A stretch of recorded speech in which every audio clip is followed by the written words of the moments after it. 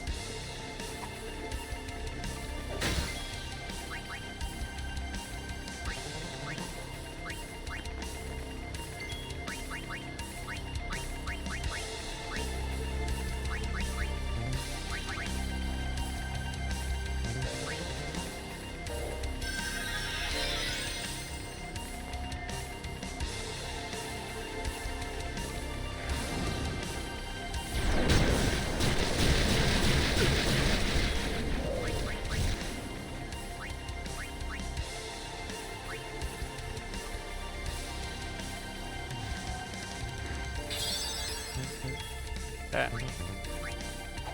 Oh my god, he missed. Are you kidding me?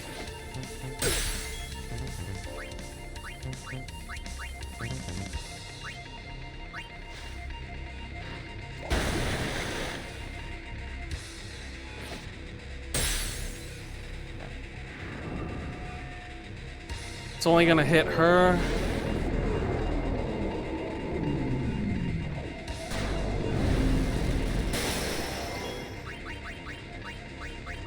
Get her back up.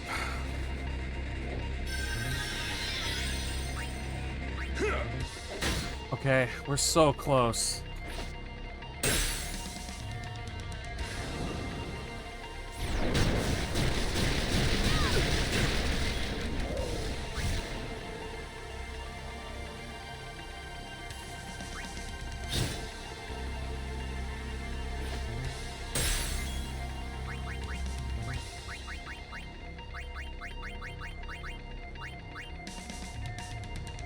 One.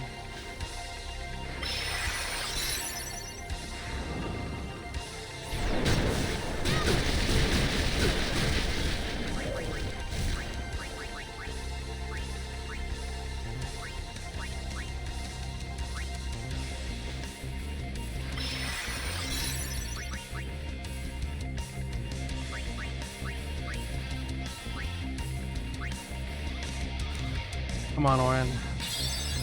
Alright, that way you're not gonna fucking drop dead. We're so close. We're so fucking close. Come on.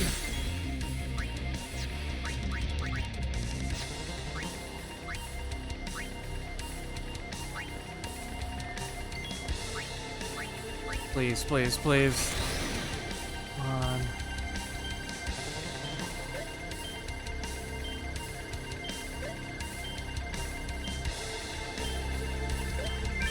There we go.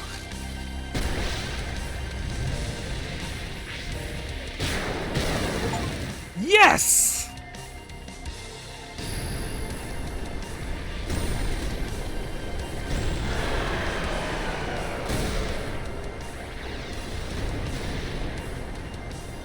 Holy shit.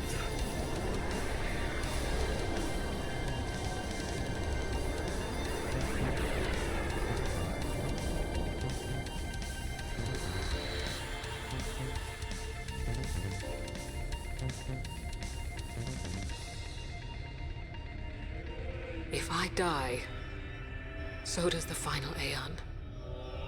And with it, Spira's only hope. Then we'll find Spira a new hope. Fool. There is no other way.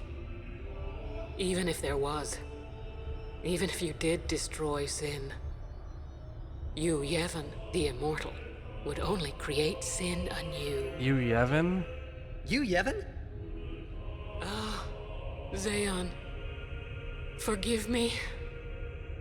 Spira has been robbed of the light of hope. All that remains is sorrow.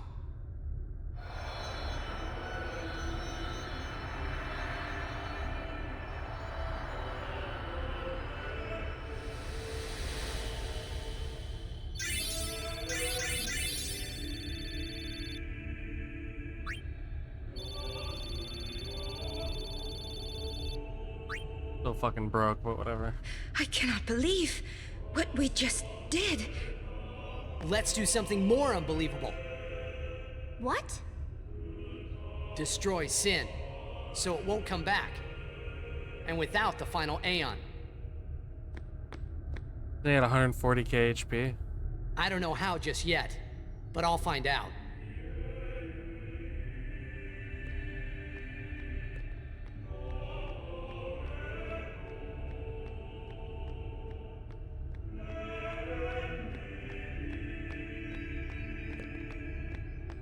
Okay.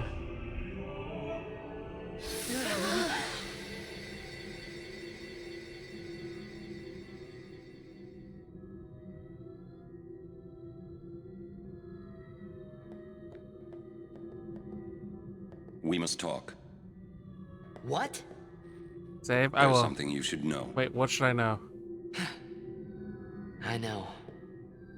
It's about you, right? I destroyed their I am religion. also an unsent. Wait, he's an unsent? You are not surprised. I think I kind of knew.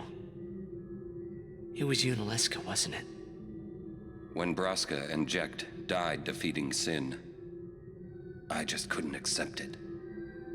I came back here, tried to avenge them. But she struck me down. Somehow I made my way, crawling down Mount Gagazet. But my strength left me, just outside Bevel. That's where Kamari found me. I told him about Yuna, just before I died. I've been wandering ever since. He crawled all the way Never down the going to mountain and far died? plain. Holy shit. Aaron. Don't make that face. Being dead has its advantages. I was able to ride Sin and go to your Zanarkand. And you've been watching over me since then, haven't you? Why? What's the big idea? Why me? It is one of those things that is difficult to explain. Very well, I will show you. What are you gonna show me?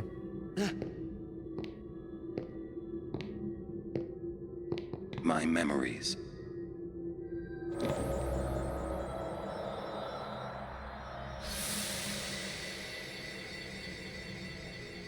Can I ask you one last favor? Nah, never mind. Out with it. Okay, listen good. Take care of my son. My son in Zanarkand. He's such a crybaby. Okay, thanks, Dad. Jesus. He needs someone there to hold his hand, see? Take care of him, will Father you? of the Year, right here. Father of But the how Year. am I supposed to go to Zanarkand? Hey, you said it yourself. There must be a way to get there, right? You'll find it. All right. I will. I give you my word. I'll take care of your son. I'll guard him with my life. Thanks, Orin. You were always such a stiff. But that's what I liked about you.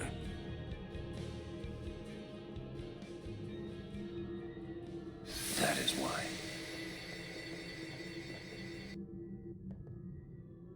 Let me find the save before my game fucking crashes and I have to do that whole fight over. There we go. So Orin's been, what, undead for like years? A decade at this point? Play Blitzball? No, Kia. 10 years at least.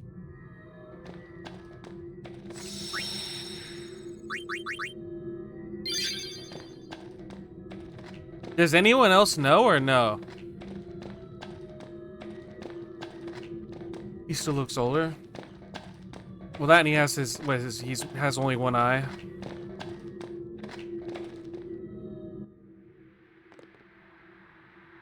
Kamari does. Oh yeah, Kamari watched him die, right? What's going on?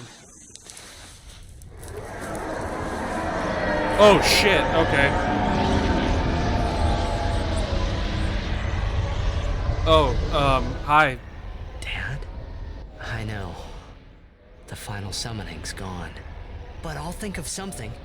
Just give me a little more time.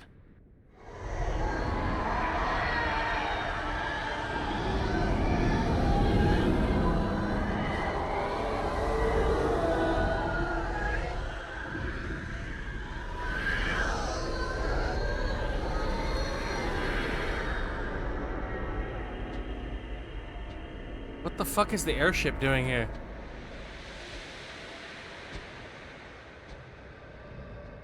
Wait, Sin's just letting it go by?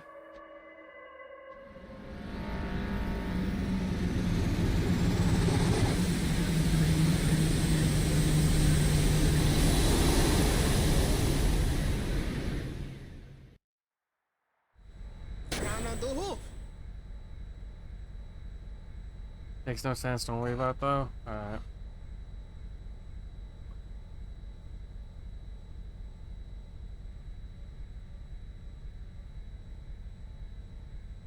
What's up, Baldy? Aren't we the happy-looking bunch? Frana! Frana! Where? Where? That all you can say? Why don't you think of something? Well? Any good ideas? Come on, help us. What do we know? Sin is Jekt. Thus you have a link, a bond with Sin. That may be our key. So, what do we do? We think and we wait. Two things I'm bad at.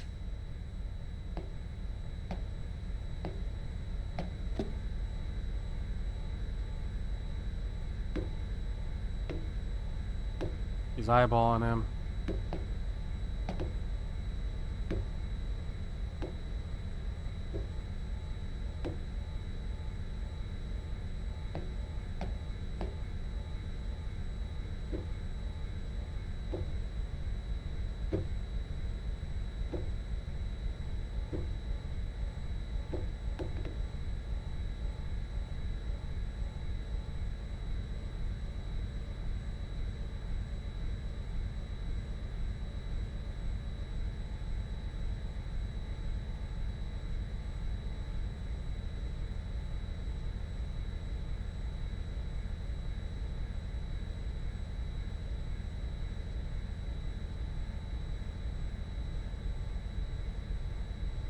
Okay.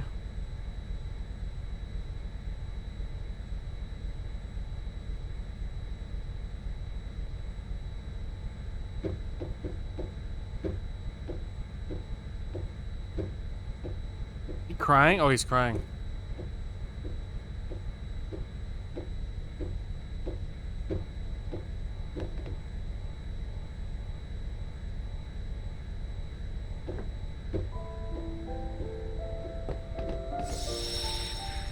Save spheres can teleport you now back to the airship links to Ren Albed. We need to sit and think this through. There has to be a way. So much for the final Aeon solving everything.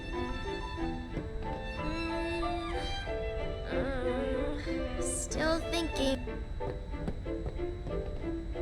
We'll wait till you think of a plan. Okay.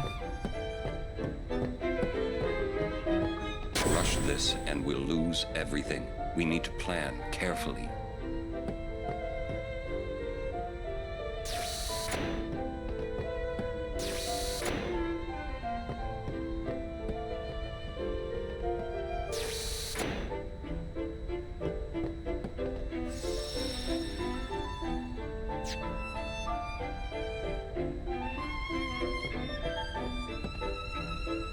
Something over the sands of Bikanel Desert. It may be, but there is no place like home. The Lord Mika an unsend, but I say he's in Luca. I fucking need more of these books. I'm having a hard time still reading Albed. May I help you? Oh, hey, Ren. Oh, I could get a better weapon than I don't have to use fucking Brotherhood. Is it worth it, though?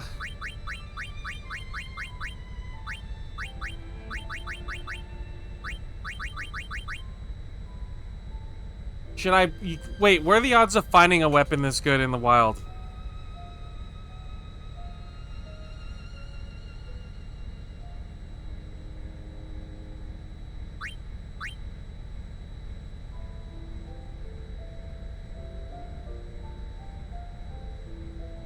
So, better ones in the wild or another shop? Okay. Thank you.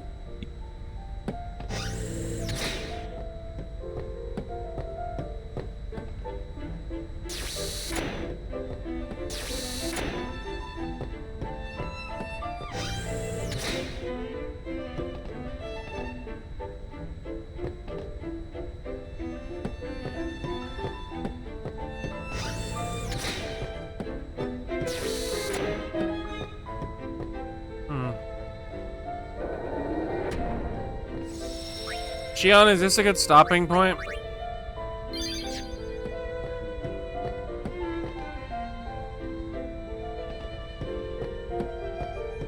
Okay.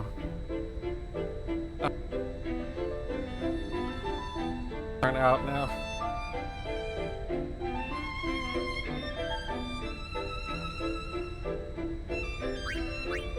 My god, fucking stressful ass game. I am very grateful that we had that ability to go back and get stuff. One sec. My god. That last fight was fucking horrifying. Alright, let me find what... Allie, you're fired.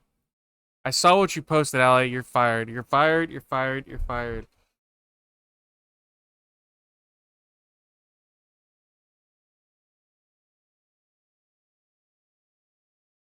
Where's the one I picked up? That one.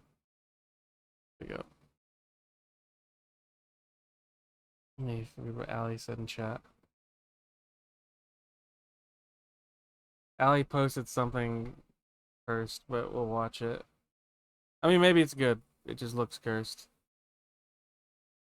Alright.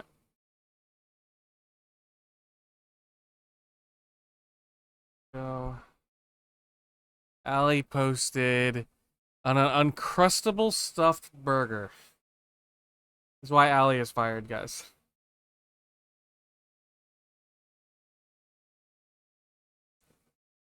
Alright, let's see what's going on here. So nobody liked my toaster oven burgers, which is fine. It's fine. It's fine. It's fine. So instead I'll make something that I know you degenerates are gonna love. Whatcha? We got a half pound of ground beef here, fella. Peel back a layer. Jesus Christ. No! We're gonna whack. No! No! No! No! What the fuck is this? Oh my god. We'll shape it into a patty, and we'll use our normal burger seasoning of salt, pure, and a sneeze of garlic powder. All right, here's a burger in a frying pan, you bunch of crybabies. And you know we're gonna be covering up this war crime with a piece That's why I said Allie's fired. The cheese got stuck to the lid. That's why we invented a plan B. I'm calling it... no mustard and ketchup. We got plenty of jelly in there. For my money, this looks worse than the toaster oven burger. Oh my god. What? Ugh! That actually looks kind of good. You No. got peanut butter, you got strawberry jam, you got American cheese. Here we go. No. It tastes like heaven. You got the sweetness of the PB&J. You got the savoriness of the burger. I think Uncrustable fans saw this one coming a mile away. But I'm No. gonna have to give the Uncrustable stuffed burger a 5 out of 5. Bop, bop, bop, bop, bop. Motion to ban Allie. Motion heard. God damn you, Allie. What the fuck was that? She's not even here, is she? She probably took off. Probably making some food or something. Just let her know she will be banned in the future. I've got this one here. Stop right there, criminal scum! This is Japan's most dangerous volcano.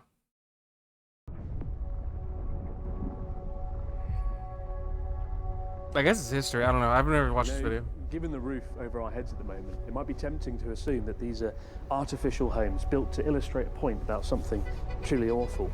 Okay. And yet, the unfortunate reality is, these are real homes that were once lived in by real families, now buried 2 to 3 meters beneath the soil. Because it just so happens that these homes were in the firing line of a destructive event that seems to hit this part of Japan once every 2 centuries. Volcano?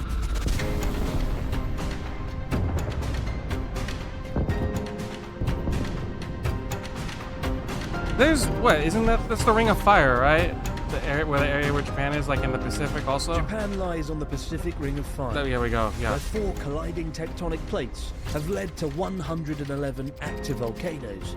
In the last 3 centuries alone, these giants have taken the lives of more than 20,000 Yeah, people. Uncrustable sandwich, the Allie. ultimate question is never if they'll awaken, Uncrustable burger. but when. You're fired. You're banned. We're traveling across Japan From snowy Hokkaido to subtropical Kyushu, to uncover the stories behind these ticking time bombs. We'll meet the people who live in their shadow, and those who dare to get closer. Shia, I need you to pull out your gun, take the aim at Allie, and I need you to stare her in the eyes as you shoot. I'm sorry. It has to be done.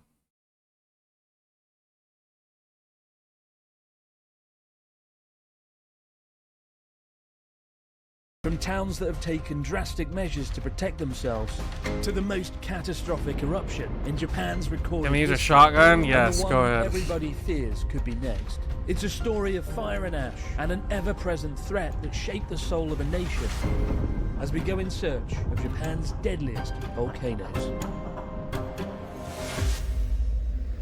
Well, fine, let Allie live. But The Allie is Japan on a watch Meteorological list now. Agency runs one of the most sophisticated volcanic warning Allie systems is on the list. on the planet.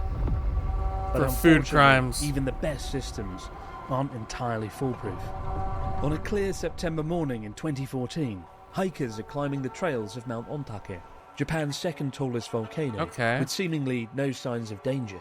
Then, without warning, at 11:53 a.m., it explodes for the first time in 35 years. Holy okay. A colossal plume of ash and rock tears into the sky. Okay.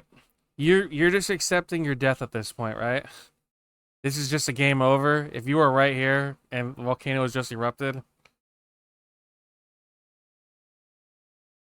I'm just never going near a volcano. To be fair, I went near the volcanoes in Hawaii, but yeah, pick a god and pray. I forgot what's the big volcano in Hawaii? I think I flew in a helicopter over it when I was younger. Is it Kilauea, I think? How hot is it, and is there rock and lava?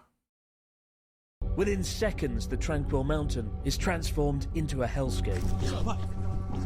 Shocking footage shows panicked hikers fleeing as Holy a thick shit. cloud of toxic ash thunders down the mountain. They try their best to outrun it, but unfortunately the wind isn't in their favor, and they're quickly engulfed in the thick black clouds. Tragically for many on the mountain, this is the last thing they'll see. Wait, what? They all... In the days that followed, the world's media Holy turned their shit. gaze to a mountain that had become an unrecognizable desert, while rescue teams desperately dug out survivors on the summit. 63 lives were lost, making it Japan's most lethal eruption in over a century. Japan is home to 10% of the world's active volcanoes, and the worrying truth is 50 are under constant surveillance, given their proximity to populations and their risk of a potential eruption. For some communities, the sign of smoke rising is merely a daily occurrence, but for others, it's an ominous sign that everything is about to change.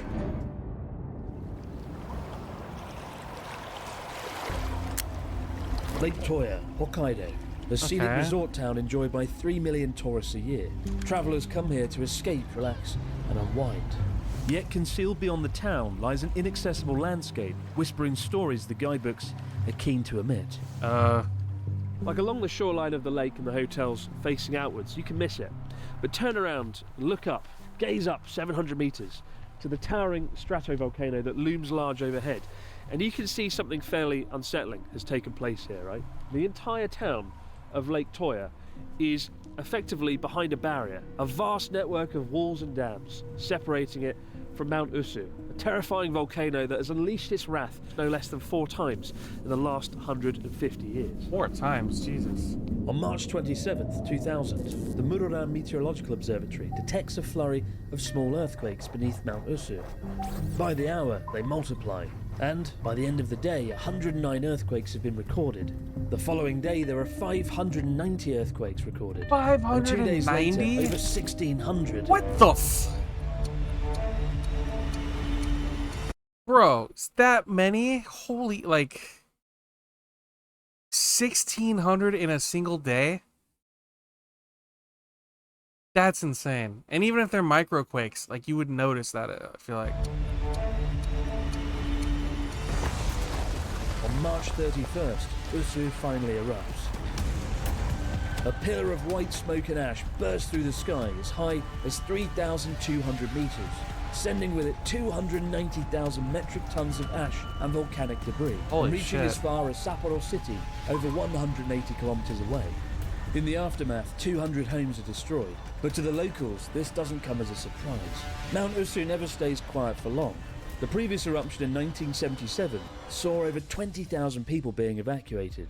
And with 9 major eruptions over the last 400 years, every generation that's lived in this region has been reminded of its destructive power. Christ. Despite their image of explosive momentary destruction, volcanoes don't often return to a state of calm after erupting.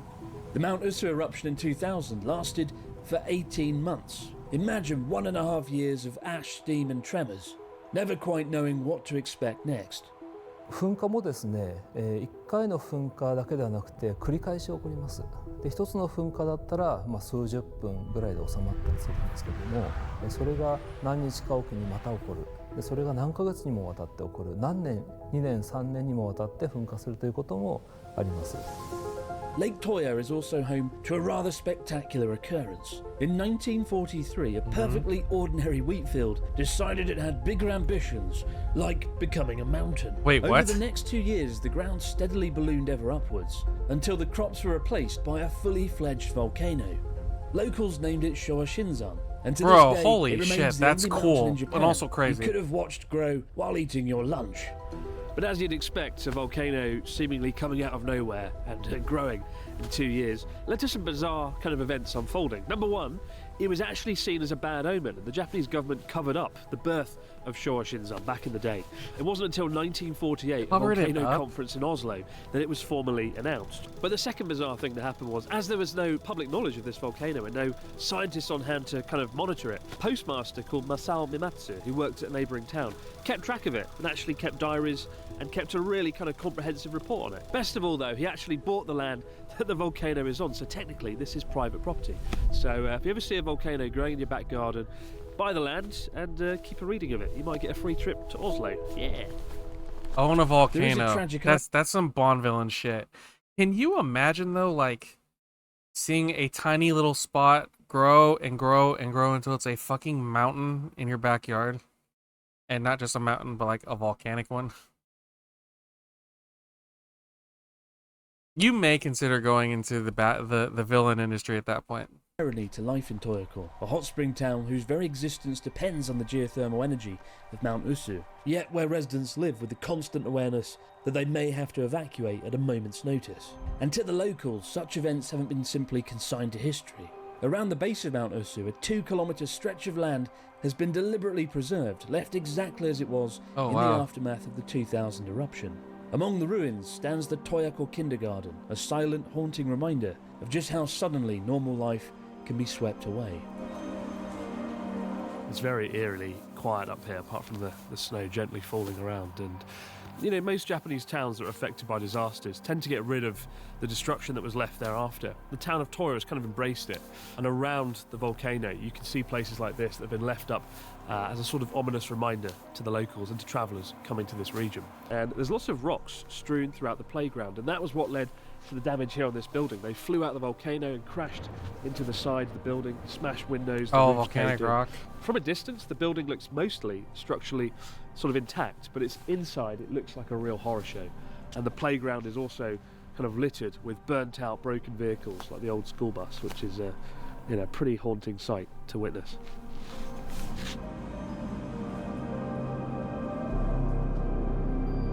The towns surrounding Mount Usu have been shaped both physically and culturally by their uneasy relationship with the volcano, which raises the question, why would anyone choose to live in the shadow of something so volatile? To find the answer, we travelled 1,300 kilometres south, to a Japanese island with a volcano that doesn't just erupt occasionally, it breathes fire almost every single day.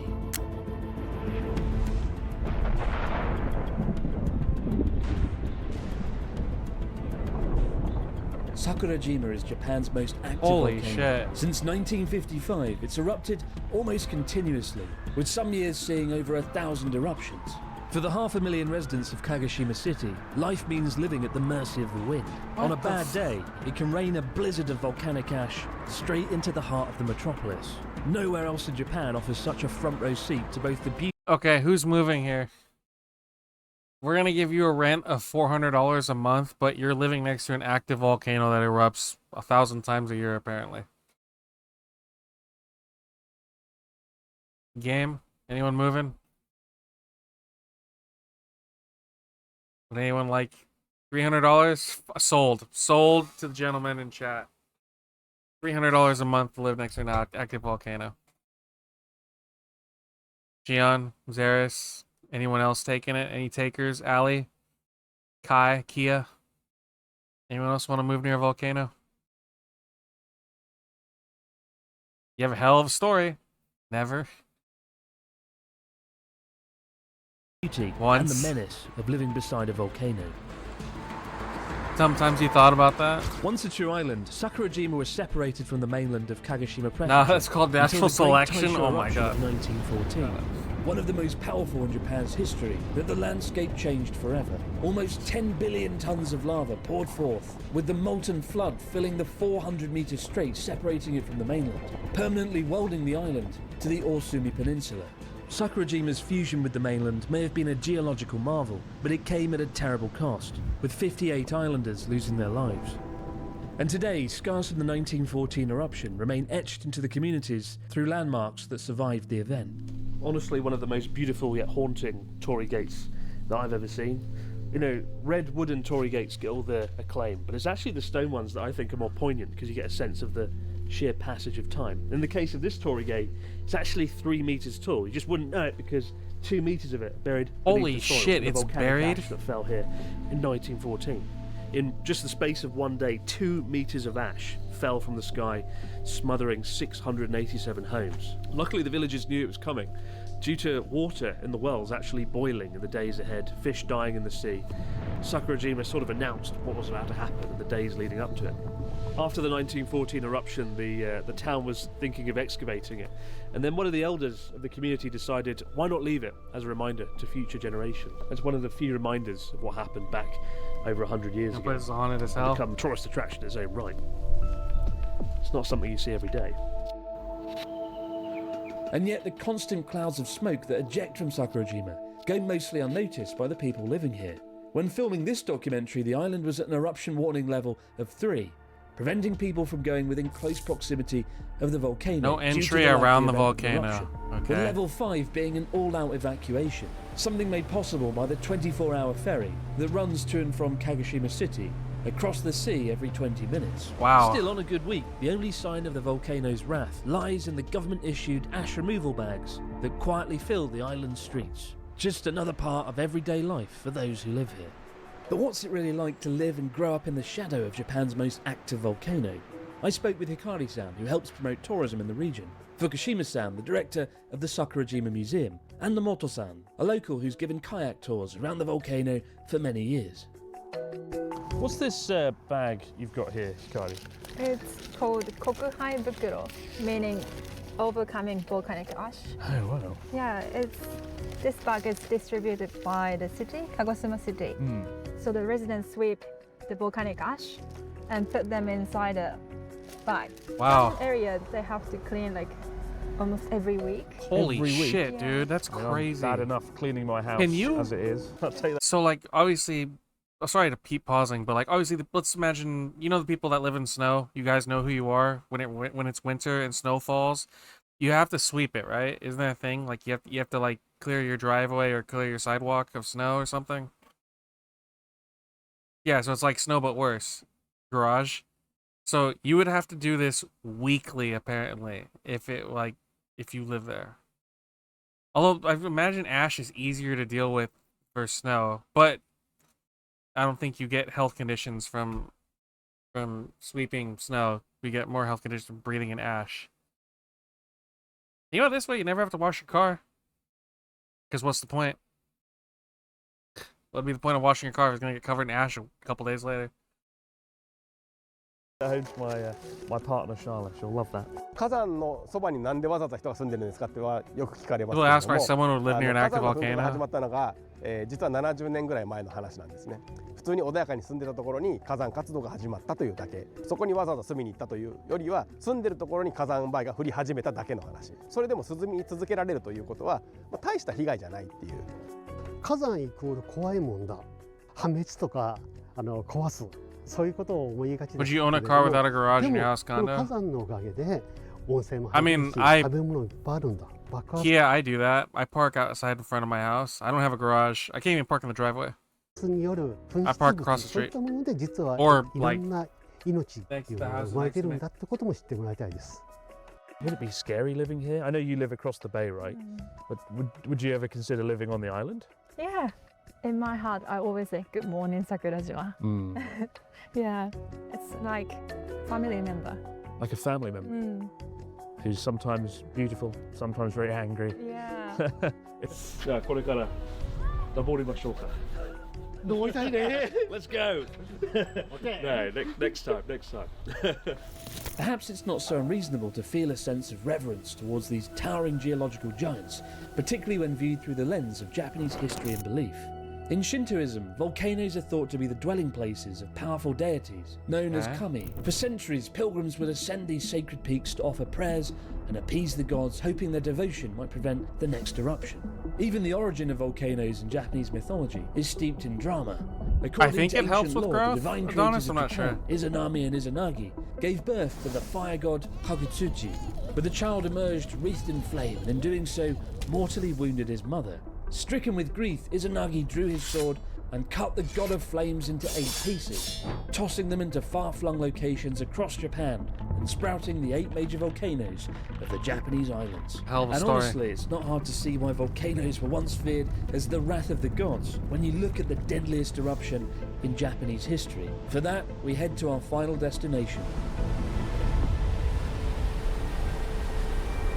Mount Unzen or Unzen?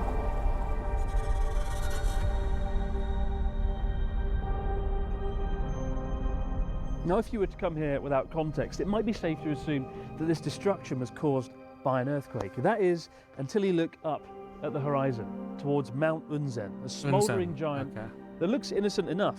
But make no mistake, this volcano is an absolute monster because it's not only the most deadly volcano in all of Japan, one of the deadliest volcanoes on the planet.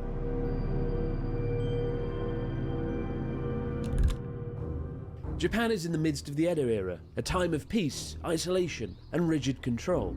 But in the quiet coastal town of Shimabara, something far less orderly is unfolding. For months, the ground has been restless. Small tremors ripple through the earth around Mount Unzen, unsettling villagers and local monks alike. On Mount Mayuyama, a lava dome has begun to bulge ominously, an unspoken warning that few can yet comprehend. Bulging? Then, on May 21st, the mountain finally gives way. What follows is the deadliest volcanic disaster in Japanese history. A powerful magnitude 6.4 earthquake strikes the region, violently shaking Mount Mayuyama and dislodging the unstable lava dome perched on the summit. A colossal landslide tears down the mountain's western slope, obliterating everything in its path. Entire neighborhoods in Shimabara Holy vanish shit. in seconds, with 5,000 lives lost almost instantly. The avalanche continues, crashing into Ariake Bay and displacing an enormous volume of water, unleashing a mega tsunami. As the landslide slices Mount Mayuyama down from 760 meters to just 400, the waves in the bay rise an astonishing 57 meters, slamming into Kumamoto across the sea. By the time the tsunami loses its power, it's reached as far as 24 kilometers inland, and taken the lives of over 10,000 people. God damn, It's dude. a cataclysmic event that Kyushu never saw coming, and a reminder that one of the most dangerous things about volcanoes is the inability to predict just what part of the eruption will become the deadliest. There's no greater example of this than the catastrophe that struck 200 years later. In 1991, after months of volcanic activity, Mount Unzen made its presence known once again, with tragic consequences. In the days leading up to the eruption, anticipation had been building, with news crews and photographers gathered at the base of Mount Unzen, Why would staking you- out fixed positions. Why, okay, I get that you want to take pictures and document this. Why in the fuck would you be at the base of the volcano if it's going to go off? I would be way, way, way further back. That way I know I'm not going to die if shit goes off, like as bad as it could get. In the hope of capturing the moment the volcano roared to life. Volcanologists expected a dramatic eruption. Instead, the mountain began to swell. A lava dome started forming at the summit, thick, viscous magma rising slowly, reshaping the landscape like a balloon filling with molten rock. But these domes were inherently unstable, fragile, pressurized, and prone to sudden collapse. Then, on June 3rd, 1991, at 4 p.m., the worst-case scenario unraveled.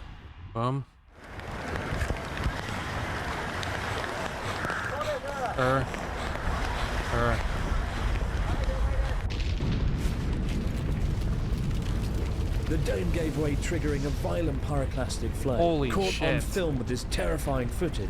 A lethal Bruh. surge of superheated gas, ash, and volcanic rock, up to 1,000 degrees Celsius in A temperature. 1,000 tore down the degrees mountainside at Celsius? 200 kilometers per hour. Many of the media and news teams that were assembled were unable to escape, including amongst them world-famous French volcanologists Katia and Maurice Kraft, who had travelled to Japan to document the eruption. Tragically, 43 people were killed, many of them members of the media, waiting to witness history, and sadly instead becoming a part of it. Oh man. Wow. Having spent many of my years up in Tohoku, along the coastline where they've basically terraformed it, reshaped it after the tsunami, I'm used to seeing massive infrastructure projects, but the scale of this is breathtaking. These dams, right, to prevent mud flow coming down the mountainside, it's almost like stepping stones for a giant. Holy God, shit. Absolutely incomprehensible. Even now, you know, about 30 years after the last eruption, it's sobering to think that the defences that are being built now could be protecting people, you know, 200 years into the future here in this part of Japan. This is where the iconic shot of the pyroclastic flow was taken, that barreled down the mountain, destroying farmland and taking the lives of dozens of people, including Katia and Maurice Kraft. And you can see amidst the trees and the foliage that's actually kind of sprung it back into life, these huge, massive boulders of rock, chunks of the volcano that fell down, came down with the eruption, strewn throughout the forests and the fields beneath Mount Unzen. Even today, it's ominously kind of smouldering at the top. A little bit scary looking up at that. It's an unsettling thought that it might erupt once again in the not too distant future. And yet, for many, the spectre of the volcano hasn't been a deterrent for those wanting to live and work here. While construction crews raise concrete walls to keep people out, the locals quietly edge ever closer. And when I say locals, I don't just mean the humans. Oh, cats. Emmanuel Carlones lived in Shimabara for several years, promoting Unzen's Hells Valley hot spring town. He also shows me the real reason the local cats have fallen in love with the place. That's oh, son of a bit. That's really hot. Right? Right. You can really feel, you know, the power of the volcano just by touching the ground. It's very hot. You could cook a sirloin steak on that. Yeah, and we should. honestly, We yeah, should. Not probably very clean, but No. but But that explains why there's so many cats around here, right? yes, they love it. I mean, this hell over here, it's the volcanic gases are not toxic, so it's actually, you know, there's living things going around over here, and it's not too hot. It's just the right temperature. Very cute. No location in Japan would be complete without dozens of cats having a fight. Very cute. Cats benefit from the heat, and so do the hotels. Inns built around the hellish landscape get to save Cat fight. roughly 40% on their gas bills by sending their pipes through the scalding hot natural steam. But is it really worth the trade-off? Operating so close to something so destructive, given what could happen if and when it all goes wrong? In a sense, the volcano has been active for thousands of years. Yeah. And people, you know, sometimes it erupts, but people keep living here. They want to Sometimes live it here. They erupts. also want to protect this environment. That's something that struck me actually, looking at the footage of Mount Unzen in like 1991, 1992, the destruction. Right. You would think people wouldn't want to live there, and yet there is a lot of people living there. The city, the town sort of recovered. At a certain point, you start thinking about it as a living thing, also almost as a person or as a god itself. And you know, as an entity itself, it's pretty fair. You know, it erupts every 200 years or so. So when you know that it's about 200 years, you're like, maybe I can get a long vacation, or maybe I can start to look into different options. But then after that, you know that it's going to be, you know, pretty pacific for the rest of the years. Let's hope so anyway. Let's hope it is another 200 years, because Mount Unzen certainly doesn't seem to play by the rules. Exactly. At the base of Unzen on Nagasaki's west coast lies the hottest onsen town in all of Japan, with the spring water reaching an astonishing 105 degrees Celsius from the source. The town happens to be called Obama, the second town in Japan with the name of the former president. What the fuck? Okay. Obama. Town in Japan with the name of the former president and with no affiliation with the man himself. Though of course the locals have gleefully stuck his face on a tower. Love I meet Obama. with Thanks, Nahoko Obama. Kato, who works in Obama but is originally from Chiba, and she wouldn't choose to be anywhere else. 怖い。一番暖かいビジでしょ、オバマ町。今日ぬるい。あ、そうなの？すごくOh ぬるい。 yeah. ちょうどいい。Oh, yeah. ちょうどいい。全然大丈夫。温泉と非常にやっぱり密接につながっているミネラルがすごく豊富に普賢岳からこう川を伝って流れてくるので、ここはそういった意味では非常に豊かなお魚が育つ場所。火山から受ける恩恵の方が日常怖いというよりもありがたい。特に雲仙の人たちなんかはカーテンを開けてお山の方を向くとそちらに向かっておはようございますっていう Good morning to the 習慣が volcano. 神様みたい。そうです。もう何かあれば山に向かって。Oh wow. そうです That's a ね。 beautiful thing. Very beautiful. And you have We Love Obama Town. President Obama is the mascot of Obama Town. 彼が来たことあります。 It's wild. It's wild that they do that. Get down there. Get down there now. Enjoy the foot. Yes, we can. Get in the footpath. Obama, if you're watching. She definitely is. Despite the destruction Unzen unleashed both centuries ago and in living memory, chances are you've never heard of it. But what about the volcano everybody knows? The one everybody fears erupting, perhaps more than any other. With over 300,000 climbers every year, it's easy to forget that Japan's most iconic mountain is in fact a ticking time bomb. When Mount Fuji last erupted, from 1707 to 1708, it blanketed the region in 800 million cubic meters of ash. Tokyo, over 100 kilometers away, was plunged into darkness. Wait, what? If the same eruption were to happen today, with almost 40 million people living... Alright, so hear me out. Hear me out. Mount Fuji, guys. Guys, who's going to Japan with me and we're going to climb the mountain still? Still want to climb the mountain, guys? Oh, Winnie the Pooh, right on. Kai, Zaris, Keon, anyone want to climb? You don't want to climb Mount Fuji and look into a scary-ass volcano that could go off and change everything? I don't do heights. I can respect that. I wanted to. You went hiking. Did you go up the mountain or did you just go near it? I don't think you went up the mountain, did you? No. I would work out to climb, to make that climb. Different place? Okay. Again, like, if it's your time to go, it's your time to go. If it fucking pops off while you're at the top. Forget that Japan's most iconic mountain is in fact a ticking time bomb. When Mount Fuji last erupted, from 1707 to 1708, it blanketed the region in 800 million cubic meters of ash. Tokyo, over 100 kilometers away, was plunged into darkness. If the same eruption were to happen today, with almost 40 million people living around the mountain, it wouldn't be so much a natural disaster as a full-blown national emergency. Experts predict it could bury the capital in up to 30 centimeters of ash, enough to paralyze transport, knock out power grids, and grind the world's most populated city to a halt, with an estimated $20 billion of damage. Holy fuck. Of the 2 times I've climbed Mount Fuji, I'll never forget standing on the summit, peering into the vast crater, a crater large enough to swallow a whole town, and wondering what it might still be holding back. The seismic data tells a rather worrying story. When I spoke to Professor Kenji Satake at the Earthquake Research Institute, he pointed to the Nankai Trough, a fault line that many believe is overdue. Eruption of Mount Fuji may be related to the earthquake in Nankai Trough. In 1707, earthquake happened, then several months later, Mount Fuji erupted.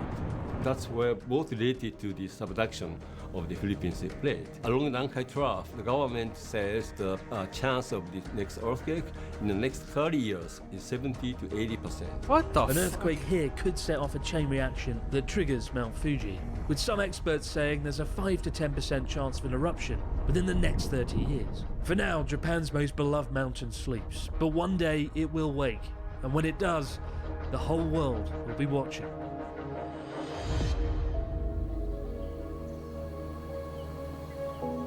My God, this is absolutely stunning. This is Hibaruyama Flower Park at the base of Mount Unzen. Throughout this documentary, it's been fascinating hearing about the locals' complicated relationship. The volcanoes wreak unimaginable Those damage trees, man, on those are beautiful. this country. And yet they also give back. The nutrients in the soil, the hot springs beneath our feet. There are clear benefits to having volcanoes in your country. And, you know, while tsunamis and earthquakes might come and go, volcanoes are an ever-present symbol of Japan's relationship with nature and those kind of seismic threats they face every single day.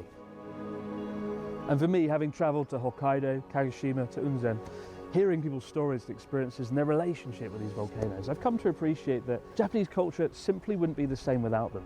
And for that, we have to be grateful. And even the absolute monster that is Mount Unzen looks particularly stunning today as we stand here in the very flower garden that it helped create.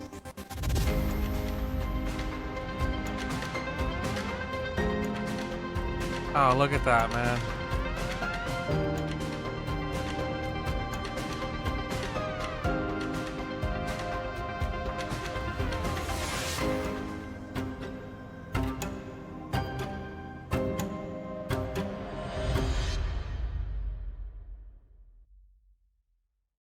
That was interesting. I liked it. I hope you guys did. Something to think about. I knew there were volcanoes. I didn't think anything of it, though. All right. Zaris got us his bowl video, and then after that, we're going to do a little bit of roll for sandwich. So if you can hang in there for like 18 minutes, you get your sandwiches. Was made from a single board. And so was this bowl, although the board was a bit more extraordinary. I'm going to show you a simple jig, really nothing more than a piece of plywood, that will take any board, plain or extraordinary, and turn it into a plain or extraordinary bowl. Okay. Now in 4K Ultra HD. All of the bowls that you see here began life as flat boards. This was just a scrap of ordinary yellow pine. This was curly cherry. This was spalted maple. And this was bark-included oak. Actually, it's more of a sieve than it is a bowl. In case you're wondering, bark inclusion is something that happens when two tree trunks grow too close together. The cambium goes all Harbor Freight on us. Have a good night, Adonis. Sometimes it works and sometimes it doesn't. And this is what you get. These bowls were made from boards that were glued up to make geometric patterns. Cutting boards, some of them. This was glued up from strips of different wood species. Wedges of different wood species. A herringbone cutting board. And, well, what can best be described as phantasmagoria. Look it up. Despite the wide range of designs, all of these bowls were made in exactly the same way. How do you make them? The concept is remarkably simple. Take a board and cut it into rings on a bandsaw or scroll saw. Okay. These cuts should be angle and all the angles exactly the same. Then stack these rings so that they form a bowl. Put the largest ring on top and the smallest on the bottom. Actually, the part on the bottom will be the disc that's left over from cutting the rings. Glue the rings and the disc together. Then turn the stack on the lathe to smooth out the glue joints. If you want, add some curves and some other details to make it more bowl-like. Now, there are some tricks, of course. You see, each ring has a major diameter on the top surface and a minor diameter on the bottom surface. The major diameter of each That's ring cool that you must can make match this from just a the single minor board. diameter of the ring that's stacked on top of it. That way, the walls will have a consistent thickness, and there will be enough stock that you can smooth the joints and turn a shape. How do you make the diameters match? Well, you need to do some figuring. But don't worry, it's pretty simple, and it gets a whole lot simpler if you use the virtual calculator that I put together. Before you cut your first ring, you need to know 4 numbers. Make that 5. First, you need to know the stock thickness and the slope of the bowl wall. This is the angle at which you will cut the rings. You use these to figure the bowl wall thickness and the all-important ring spacing. Finally, you must take into consideration the width of the saw curve. Let's figure the numbers we need to turn a board into a bowl using my calculators. This comes with the plans for this project. The link is in the video description. It's an XLS file, so it will open with Excel and many other spreadsheet programs. To use it, you enter I need what one of you to numbers make me know, a bowl. and the calculator fills in the blanks. Usually, you already know the stock thickness Thank and you the in slope advance. that you want to cut. The first line of the calculator is set up to generate wall thickness and ring spacing from those numbers. Let's say the board is 3/4 of an inch or 19 millimeters thick, and I want the walls of the bowl to slope at 35 degrees. It tells me that my ring spacing is going to be 1.33 centimeters. That's 13.3 millimeters, and the wall thickness is 10 millimeters. That's about 17/32, close to 3/8 of an inch in English. And those are pretty thin walls. So I'm going to try a different slope. I got a The greater special the bowl slope, for you, the light thicker the up, right walls. on. 45 degrees gives me 12.8 millimeters, or about 1/2 inch for the wall thickness. The calculator tells me that my ring spacing is going to be 19 millimeters, or 3/4 of an inch. I think that'll work. By the way, this calculator works with both metric and imperial English measurements, but you have to change the English fractions to decimals using the chart provided. For you self-sufficient folks who like to do your own figuring, very quickly, here are the formulas you need to figure wall Okay. slope to the axis I just want to see what he's rotation. doing. I don't want the math. This lets you cut the We'll stock scoot up in just a 2 bit. different ways. Freedom You can units scrape it only? like Okay. this, or you can shear it. However, Kai, you have a project when now. you're I need turning you a to make board, bowls. the Can grain you make a direction bowl? is perpendicular to the axis of rotation.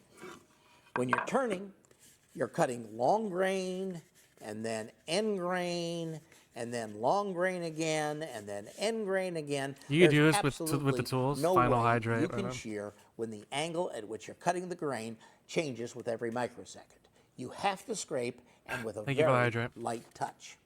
However, there are 2 things you can do to make this work a little easier. The first is to choose hard, dense woods such as maple or oak.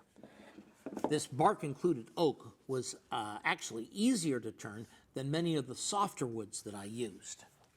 The same problem applies when you're gluing up patterns. This stripe pattern, for instance, presents exactly the same turning problem as a solid board. And this herringbone pattern, well, this was a nightmare. The grain direction changes with every zig and zag. They're doable, but they're a trial. The harder and denser the woods in your patterns, the less often you'll lose your religion. The second thing you can do is rearrange the wood grain so that you're cutting mostly long grain.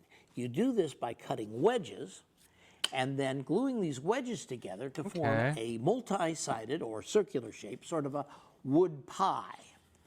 The wood grain in these pie pieces must be parallel to the outer edges. Not only does this keep you cutting long grain, it also ensures that the wood will expand and contract from the center.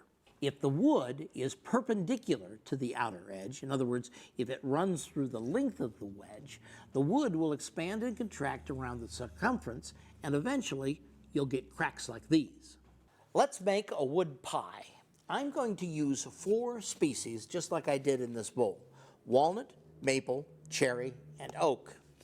Our stock is 13/16 of an inch, that's 21 millimeters thick, a little thicker than our target so that we have something to sand and plane. There are 16 wedges in this pie, so each wedge will take up 22 About and a half halfway. degrees of the circle. I've set the fence on my table saw sled to 11 1/4 degrees, and I'll make each wedge with 2 cuts. First, I cut the end of the board at 11 1/4 degrees. Then I flip it edge for edge and make another cut, and continue. Each cut will produce a 22 and a half degree wedge.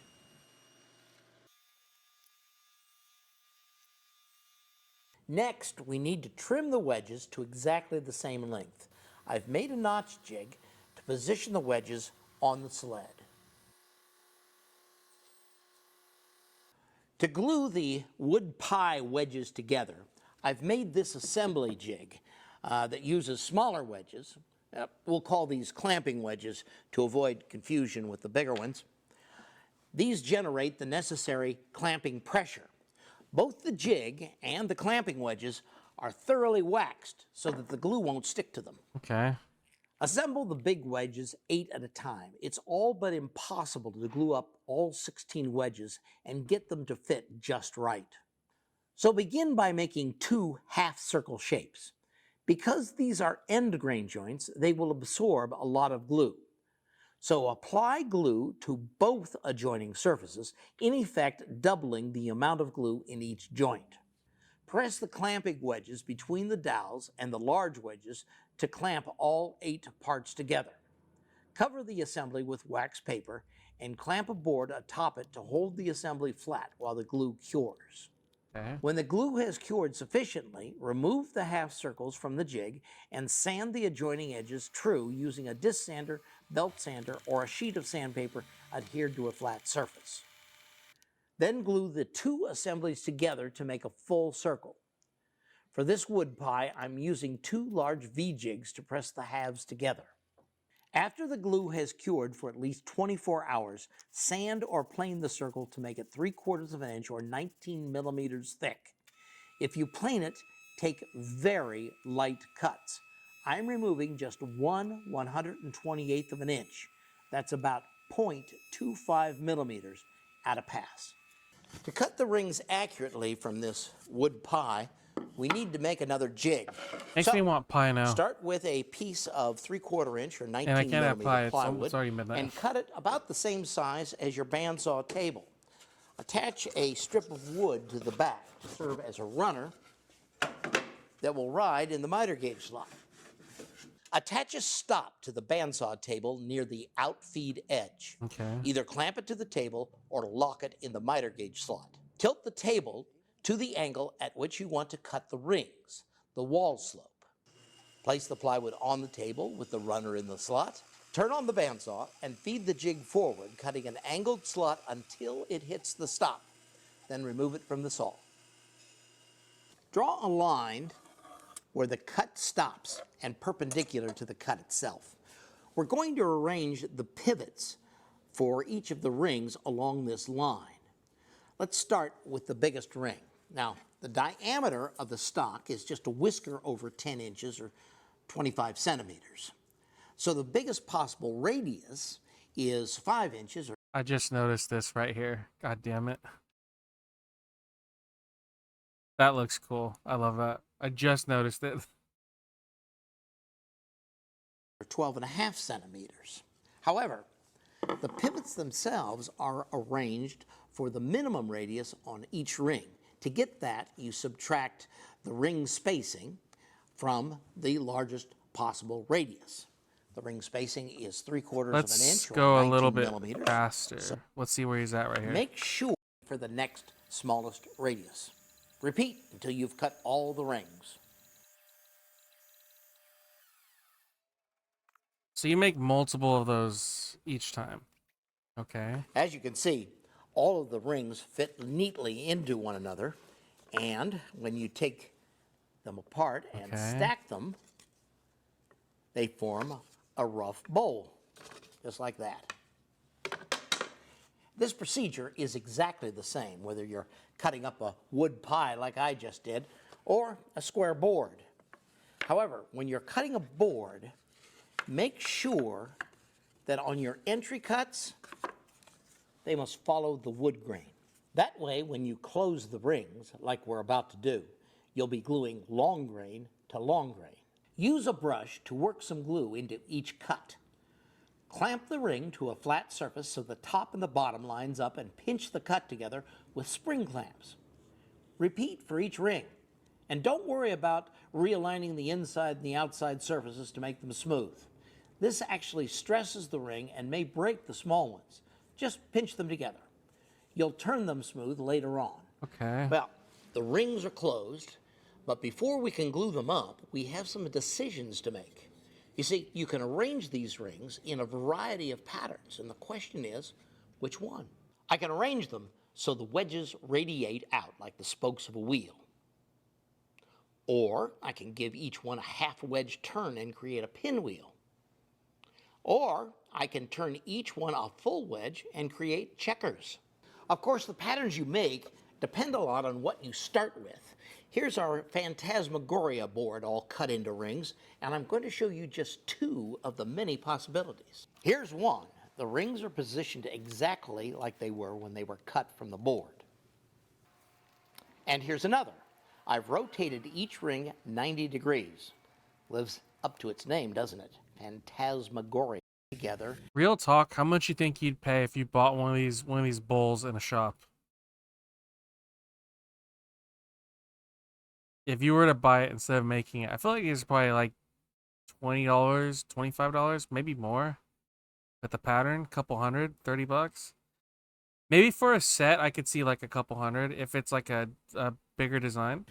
With the grain direction exactly the same way it was before you cut the rings. Otherwise, you get problems like this. Uh-oh. I've sanded these rings flat You wouldn't to get buy rid of it, any glue but squeeze out on the adjoining surfaces. And now I'm going to glue them up to make a pinwheel.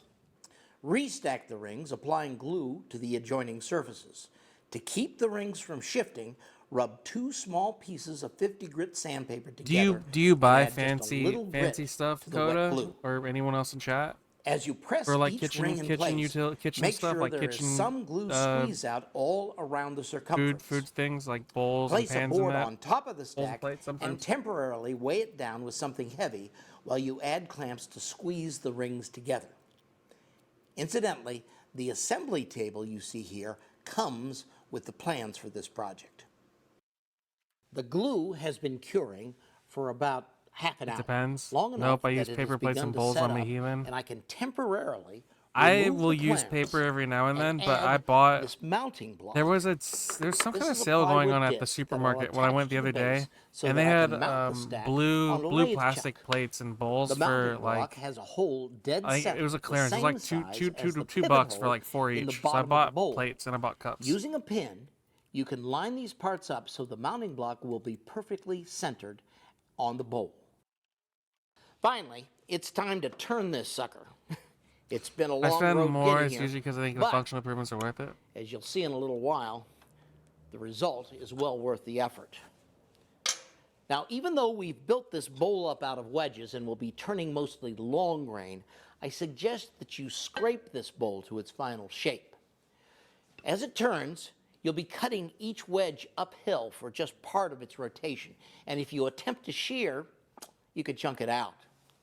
And since you'll be scraping, pay close attention to the position of the chisel relative to the axis of rotation. Unless for When something you're I'm gonna turning make, I'm the okay swinging a little outside on of the yarn or bowl, fabric. position your tools so they contact the wood slightly below the axis of rotation.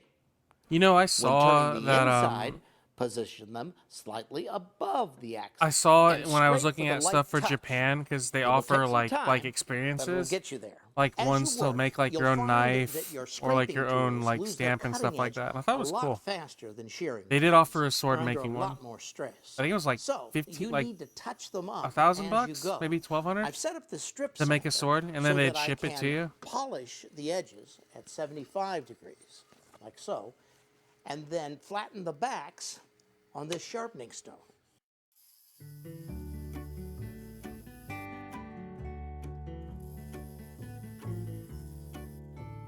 Or like I think I've done clay things, but not like in Japan they do sashiko, the V blade. I would make a sword. I think it'd be We're dope as fuck. almost I don't know what I'd home. do with it, but When you have turned and sanded the bowl on the lathe, what the fuck is remove that? it from the mounting block with a saw. Oh, that's a saw? Okay.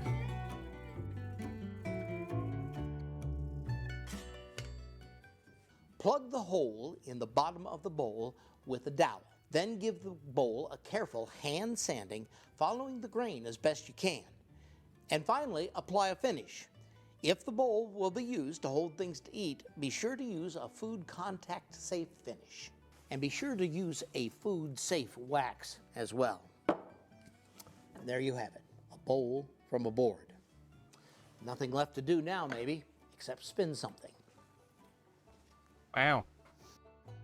Those are nice. Let me put that in here.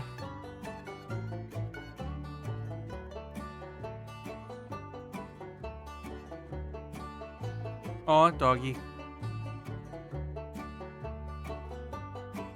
Alright, it's time for everyone's favorite roll for sandwich. Who got... Oh no, god damn it. It was Adonis, I think. Who got the last roll that left? Or was it Shion? I can't remember now. I need to keep these written down. Hold on. Next Central. We'll save that for next time because he went to bed.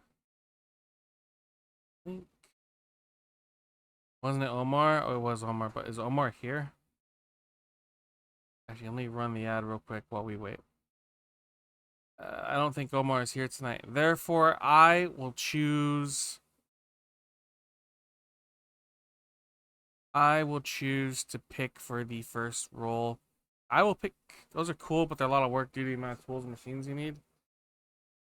I will pick Coda. Coda gets to pick the first sandwich or barbecue of the night.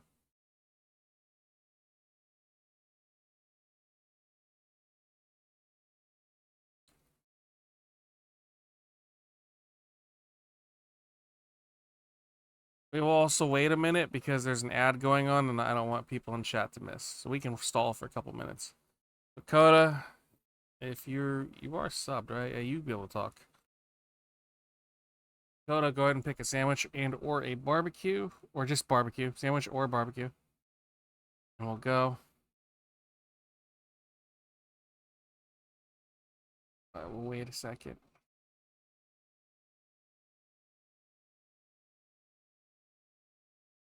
Just in case Coda didn't hear me, I will...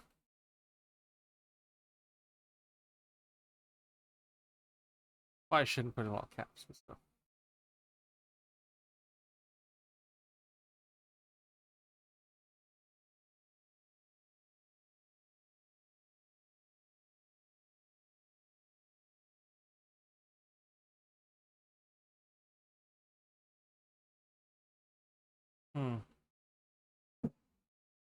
God, who's still lighting fireworks? It's the fucking 13th, you idiots. God.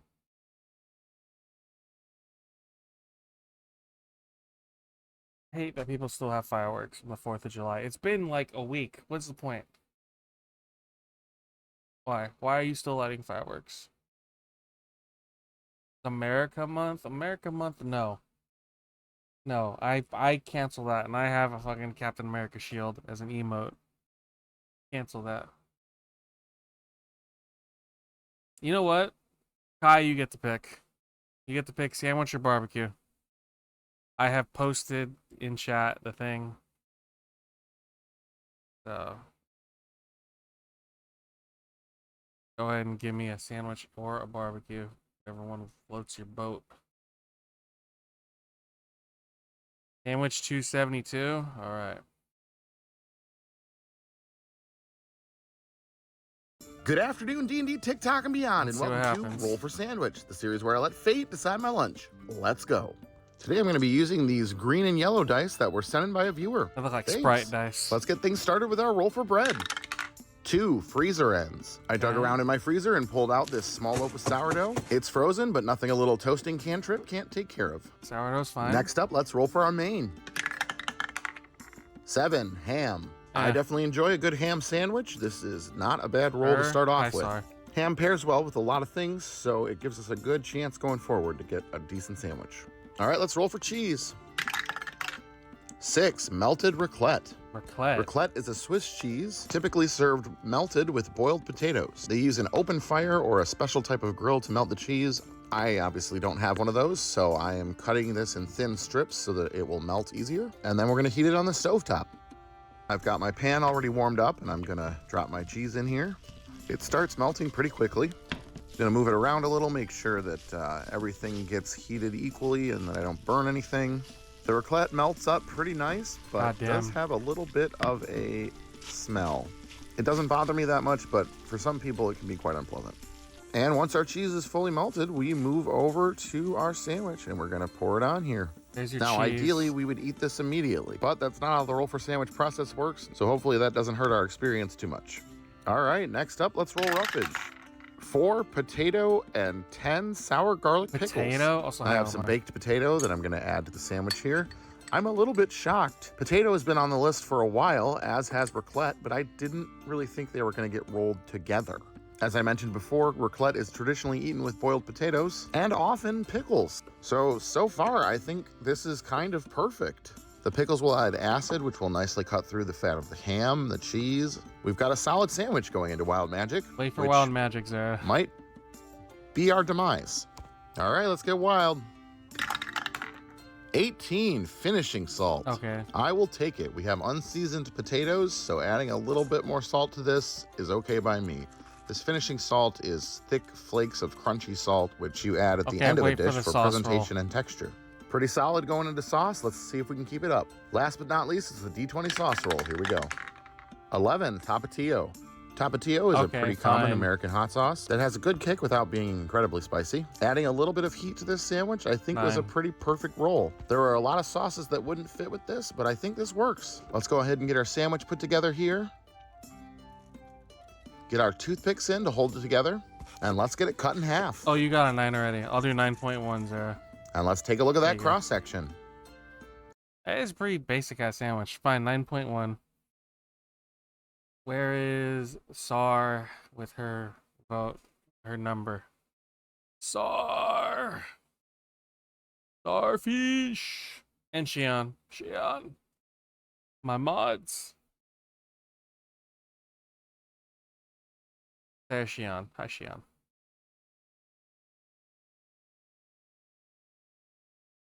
Busy in the desert? What are you doing in the desert, sir?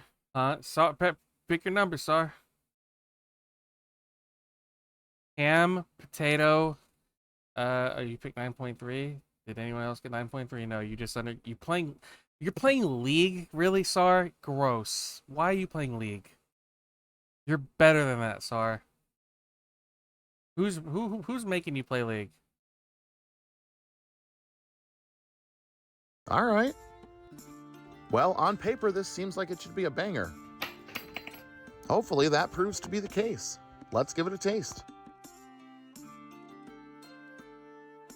I am happy to report that this is really good. That cheese really is the star. I wasn't sure how baked potato would work on a sandwich, but in this case, it's great. Doesn't add a ton of flavor, just a little bit of richness and some texture. The pickles and hot sauce are nice and bright, which works well as a contrast. This sandwich is close to being perfect. And actually, I think it might have been had we put on the cheese last and ate it right after that. Unfortunately, that wasn't the case, so as it is, I'm gonna have to give this one a 9.9. And I'm gonna call it the Swiss near miss. Thanks for hanging out, everybody. Hope you have a great day, and I will see you again on Wednesday. God damn it, Omar wins. Congrats, Omar. You get to roll a sandwich or a barbecue. Bruh. I mean, you waited too long. You got... What's the latest barbecue? I don't know if we did it or not, but let me see. Barbecue Addicts video. Oh, no, there is one. There's one right now. 198. You want it, Omar? Do you want the barbecue? Punch it in, Chewy. Good afternoon, D&D fanatics and barbecue addicts and beyond, and welcome to Roll for Barbecue. Let's get it done. Let's get it We've done. made it to another fantastic Friday. It's time to dig in the mini barbecue to see what type of dice we're using today. And it looks like we're using our melted Superman ice cream dice. As always, this series is inspired by the popular Roll for Sandwich series by Adventures in Ardia. The dice, they've been tossed, and now it's time to roll for meat. 8, we got budget meat in the house. Okay, let's see what type of budget meat we're working with today. Here we go. Spam, a classic. Ew. Do we know what Spam is made out of? Absolutely not. But do we love it? We sure do. Let's crack it open and not alert the cats. Jesus Christ. What? Did you hear it? Oh. It's okay. Oh yeah, Mr. Copper wants some Spam. Oh, did I get that prep work? Oh, there it is. We're gonna slice it, then separate it out. Now that we have our Spam laid out, it's time to roll for binder. 11, garlic expressions. We've used garlic expressions a couple times. It's That's like what an I think that Italian does when you dressing, open tuna. but more garlic forward. We're gonna give it a drizzle, rub it in, then roll for rubs. Double 14, meat church barbecue. Prepare for trouble. Make it double. Let's go ahead and roll for meat church. Here we go. We roll the 5. Now what are we gonna roll with it? Here we go. 5 and 4. That gives us the Holy Voodoo and the Gospel Rub. I do like meat church seasonings. Oh yeah. I don't know how this is gonna work. Wasn't it? He was James and Gary, right? The voice actor for James from Team Rocket. I think he was Gary and he was Meowth. Yeah, he passed away. That's unfortunate. The Spam, simply because there's already a high sodium content included. Oh, so Meowth adding too. more salt, I don't think that's gonna help us. But hey, these rubs are pretty good. Let's go ahead and roll for wood. 9, we got apple wood. Now that we got our wood, it's time to go ahead and roll for jar grilling. Oh, Gary, 11, Meowth, we got the another King Pokemon. Griller Gambler. All right, you guys know the grill. We're starting off with some lump charcoal from Royal Oak. We're gonna hit it with a tumbleweed, then light it up with the flame saver. It's as easy as 1, 2, 3 when you got the big red bag. All right, we're gonna cook these hot and fast. Technically, Spam is fully cooked. We're trying to get some good grill marks and some charring on this. And would you look at that? Looks pretty good. Not bad for canned meat. All right, let's get a little wild with wild magic. 3, coleslaw. Not my favorite. I hate red cabbage coleslaw. If you make red cabbage coleslaw, get the fuck away from me. I don't understand it. Well said, Maddie. Let's give it a gentle mixy doodle. Jesus. Don't forget to season your slaw, then give it another mix. 2 for 1 deal. Not bad for a gentle mixy doodle. We're gonna plop it on top, click those tongs, and it's time for the D20 sauce roll. 3, ketchup. Yes. I mean, not really ideal, but I think we can make it work. I think the tanginess of the ketchup should work well with the coal. Oh, there you go. Spam, coleslaw, ketchup. I don't know about this. I'm gonna give this a 6.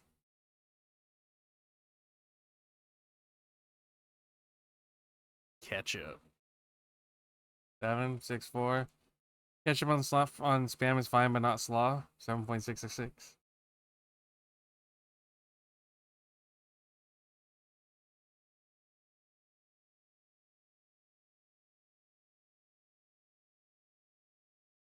Ketchup and slaw is a crime, and I don't like slaw. Is SAR running bot lane right now, or whatever phrases I use to talk about League right now? It's running top lane, bottom lane, bot lane. 6.3. All right, there you go. Coleslaw and also pair well with the meat church. It looks pretty chefy, but how does it taste? Honestly, I'm pleasantly surprised. Thankfully, it wasn't too salty, which was my primary concern. I think the coleslaw kind of cooled that down a little bit, and the tang of that ketchup really added some nice flavor. But now we must ask ourselves, how can we fix it? All right, this is how I like to make my Spam. When it comes down to Spam, I want a sugar-based binder plus a sugar-based seasoning. So we got the vinegar sauce, the rib rub, and a little bit of that hot barbecue rub. Let it rest, cook it the same exact way, but instead of making it all chefy, I'm gonna turn it into a sandwich. I'm telling you, King's Hawaiian is the only way to go with Spam. Give it a nice little toast, then throw down 2 slices of Spam. This time we made our coleslaw Polynesian style. That means it's more pineapple forward. Add some more seasoning, plop it on top, then we're going to be using our same binder for the sauce. So a little more of that Killer Hog vinegar sauce, then we're going to top it off. The only way I could take this truly to the next level is throw on some grilled pineapple, but I don't have any of that. So we're going to split up our sandwiches, then give it a try. It looks really good and it smells amazing. But the flavor? Absolutely insane. The sugars from that sauce gave it almost a creme brulee kind of crunch. It has a little bit of spice, hints of pineapple, and that King's Hawaiian is still fluffy, yet sweet. It's perfect. But that's not how we rate things on this channel. So we're gonna go ahead and rate this alone. I'm comfortable with an 8.3 out of 10, and we're gonna call this one the Bears on the budget. And just like that, folks, that's a Okay, who got it? Was it Zaris? 7.666. Have y'all never had ketchup on slaw? No, I've never had ketchup on slaw, but I don't eat slaw to begin with. Although he did say he's worried about saltiness, so like he said, the ketchup probably helped. Sugar's caramelized and the fiber breaks down. Say in like slaw. I'd pick barbecue sauce before ketchup. Do the Wordle right now, or he went low. No, I'm not doing the Wordle until Kai and Sar do it tomorrow, because it pings me for it for some reason. It gives me ample time to rest and be mentally ready to do the Wordle. What's the next highest one we have done for barbecue? Okay, let's see. Video.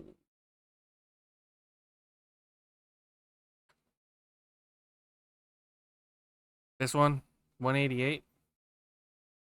Not until I beat 190. Oh, I didn't see 190. Thank you. Soon, Omar. I have to finish FF10 first. Welcome to Roll for Barbecue. Let's get it done. After a busy weekend, it's time to kick off our Monday with another barbecue. We're continuing our Pride celebration by using our non-binary dice today. Hey, These ones were sent non-binary. to us by FanRoll. As always, this series is inspired by the popular Roll for Sandwich series by Adventures in Ardia. I can already tell these dice are different. I've never used silicone dice before. I want to hear them. What? I said, is that you? I can't hear you. Let's go ahead and roll for meat. 12, my choice. I think it's finally time to break our pork curse. Let's roll for beef. What? My choice Ooh, again. double These 12. must be lucky ones. We're working with steak today. Hell We got yeah. prep work. There it is. We're gonna transfer this to a pan, then get it nice and, looking good on camera at least. There we go. Let's go ahead and roll for binder. 9, pickle juice. God damn it. Okay, this is looking like a Mrs. Barbecue pregnancy craving already. But thankfully, binder shouldn't push through with the flavor. We might get some dill notes, but who knows. Let's roll for rubs. Killer hogs alone. Yeah, I told him, sorry. We're waiting till I finish FF10, and then we can go back to the forest when everyone is conveniently ready. I'm not forcing them to play. And Garlic Festival, which means Garlic Festival is canceled out because it says alone. No more explanations. And with that, we got some King Craw. We're gonna use some of this Killer Hogs King Craw Cajun seasoning. This will add some really good Cajun notes. You got the spices. I just love it. Season both sides. Which and one let's is roll peak, again. Zaris? Come on. Oh. All right, we gotta add some sound effects to the dice roll. I miss it. But we're working with some rib rub. The I think climbing the one? sweetness I'd of be the rib interested in rub and that. the Cajun spice will work really nicely together. It'll almost give us a nice caramelization factor to it without being too sweet. And be sure to season all sides of your steak, including the edges. Super important. We're letting this rest for 20 minutes till it gets to room temperature. Jesus Let's roll Christ, for wood. sorry. And we got the Jack Daniels wood chunks. Finally, some newer Pickle woods on wiggle. the channel. Let's roll for char griller. And we got the Portable Pro. All right, you guys know the grill. We got the Char Griller Portable Pro. We got to get it prepped up. We're throwing in some Royal Oak charcoal. We'll light up that tumbleweed with our flame saber. Then, let it start. We threw on our Jack Daniels wood chunks, and now it's time to cook this steak up. I usually like to cook reverse sear, but we're going to cook this directly over the fire. know the grill. It's time to learn something here today. Fun fact of the day, if your steak does not move, it means it's not ready to flip yet. Your steak will tell you when it's time to move it. We flipped it twice, and this steak looks incredible. that and I'm looks hoping so for a rare fucking to a good. medium rare, and I think we accomplished that. This is a good looking steak. Oh yeah, I'm pretty happy with that. Oh, that looks good. What do you mean it's raw? Time to get wild with wild magic. 17, we're making a trash salad. What the I'm sure the trash man is struggling today because it's Monday, but we'll have a trash salad with him. All right, let's click those tongs. It's time for the D20 sauce roll. 10, we got Inspector's Choice. No, the Inspector's not choosing. We actually have Inspector's Choice. We'll use the apricot one. And let's give it a toss. It's time to kill the music and enjoy nature. What the I fuck just is killed it? a spider with that steak. Why won't you love me, Dad? I'll be anything you want me to be. I want you to be. Yeah, Jesus didn't intend to Christ. kill a spider. We got our steak, our sauce, And now for the Bruh, taste test. What the? Okay, hold on. Take your rolls, guys. I didn't know this was how he was gonna eat it. Jesus Christ. Okay, I'm gonna give this a 9.5. He said trash salad, which apparently is you just fucking Jesus Christ. Just eat it like a savage.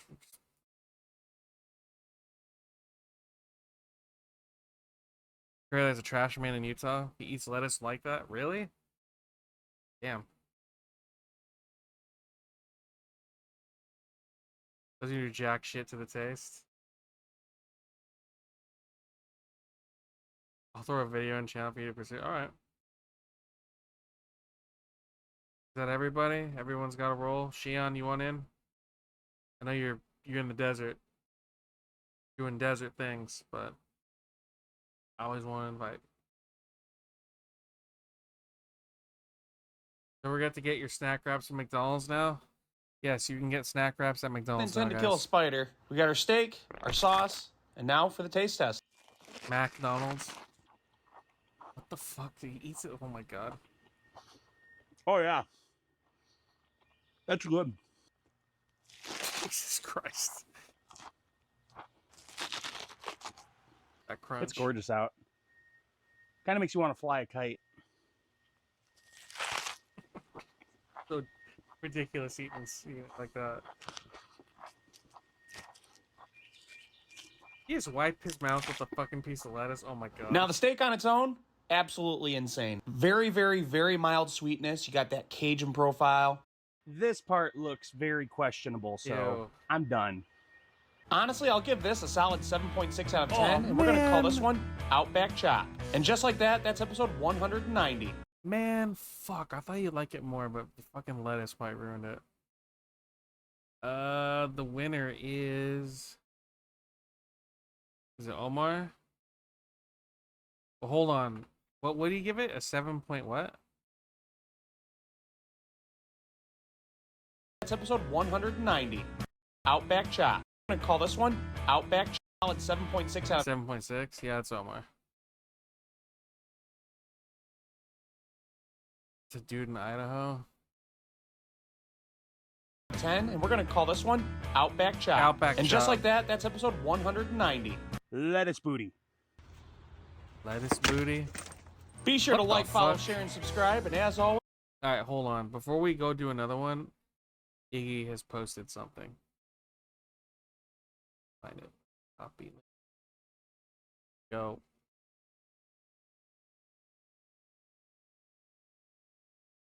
Give me 1 sec to. No, it's fine. Cottage cheese.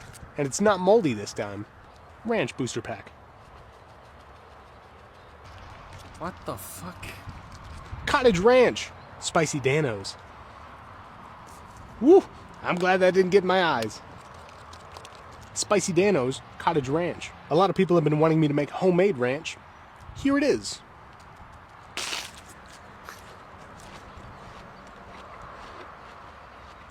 That's good. Jesus, that crunch. Gator Bowl.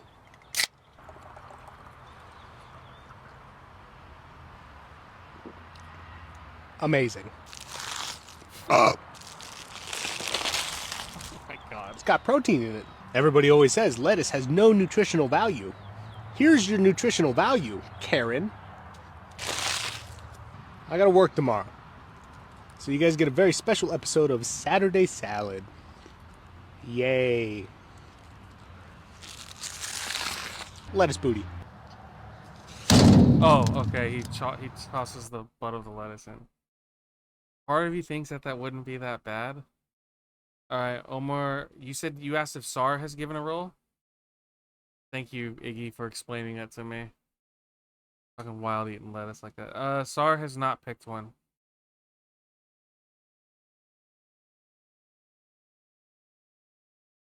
Sar, you are being given the keys. Pass it to Sar. Sar is busy buying things in the marketplace before she goes back to bot lane. He's trying to get diamond right now in League, I think. Maybe Platt. Maybe this is Platt chat. I love that dude. So when Roll for Barbecue threw up the lettuce, I was like, "Oh, you're pointing at it. Look." Can I do one then? I mean, she'll do one. Give her a second.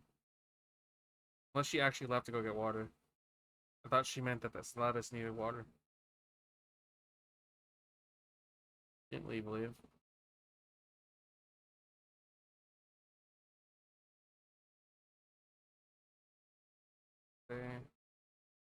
What else is going on today?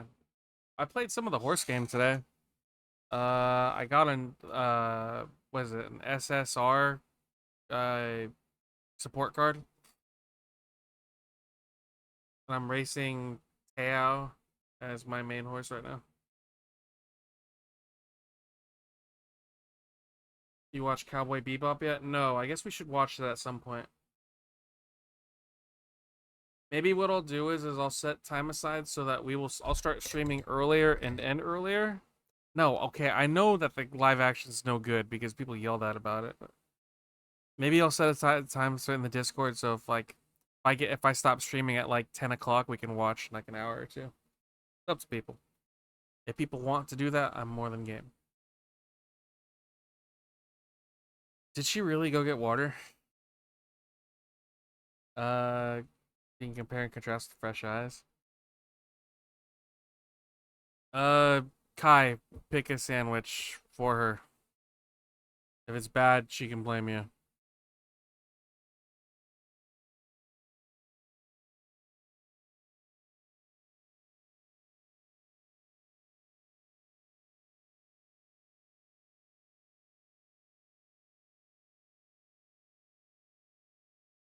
$3.29. All right. Oh, hi, Sar. It was your choice to pick, but you were gone, so Kai picked for you. Good afternoon, D&D, TikTok, and beyond, and welcome to... I'll let her pick. We'll see. Sorry, you get a choice. What do you want? Barbecue or Sando? You want to get water? I thought you were talking about the lettuce needing water. I didn't know you needed water. Just do what Kai put? Alright, it's his fault if it's bad. Good afternoon, D&D, TikTok, and beyond, and welcome to... Omar, you get the next... You get the last one. You get the one. Let's go. We're going to be doing something a little bit different this week on Roll for Sandwich. It is Beer Week. Every day this week, we will also roll for a beer, courtesy of our friends at Revolution Brewing. We even got beer dice to use this week. Hopefully, they're lucky. All right, let's get things started with our roll for bread. Say 3 white bread. White bread. Just a couple of slices of simple, soft, basic white bread. But sometimes, that's all you need. Next up, let's roll for Maine. 7 salami. Okay. Salami's not a bad start. Was one of my favorites growing up. Hopefully the dice keep being nice. Next up, let's roll for cheese. 6 smoked cheddar. Okay. This smoked cheddar is a nice sharp cheddar, though the sharpness is mellowed quite a bit by the smoke. It's got a really nice woodsy flavor to it, and I think it should go well with the spices in the salami. I think it'll pair nicely with a beer too, but I guess that remains to be seen. Well, tasted, I guess. Next up, let's roll for roughage. 5 red onion and 7 sauerkraut. Definitely not a bad roll with the red onion. Yeah. That little bit of bite should go nicely with the smoked cheddar. And the raw onion will also give us a little bit of crunch. Smoked cheddar. Sorry. It's been a little while since we've had sauerkraut on the show, but I figured bringing it back for the beer episodes would be a good idea. In the past, I've gone straight from the jar onto the sandwich, but I've been told that I should try warming up the sauerkraut. So that's what I'm going to do. And now we'll add our warm sauerkraut straight to our sandwich on top of our onions. I mean, maybe that'll that'll add a little melt bit it. of density and texture, as well as that nice sour fermented taste that it's known for. Honestly, I'm on board so far. All right, let's get wild with our wild magic roll. 6 pumpkin pie spice. What the fuck? The dice just wanted to remind me that it's fall, so I guess now we're adding this spice mixture that Ew. contains allspice, cinnamon, nutmeg, all those good fall flavors. All right, and for our last roll, as far as the sandwich is concerned, let's roll for our sauce. 13 curry sauce. This curry sauce, also sometimes called curry ketchup, is a tomato-based sauce with curry spices. It's actually pretty delicious, and I'm not really a fan of ketchup. The slight sweetness and curry spices mixed with the pumpkin pie spice should prove to be pretty interesting. Let's get our toothpicks in to hold it together. And let's roll for our beer. We've got the Hero IPA Variety Pack from Revolution Brewing, and we're gonna roll to see which one we go with today. 3, Hazy Hero. Hazy Hero is a hazy IPA with 7.3% alcohol. It's got a bitterness rating of 35 IBUs, which is pretty light for an IPA. It's about 3 times as bitter as a Bud Light. We'll finish up our pour here, and then we'll see how this pairs with our sandwich. Might be too soon to call, but I think we did all right. Let's go ahead and get our sandwich cut in half here. And let's take a look at that cross-section. Let it roll. Tell me what you want.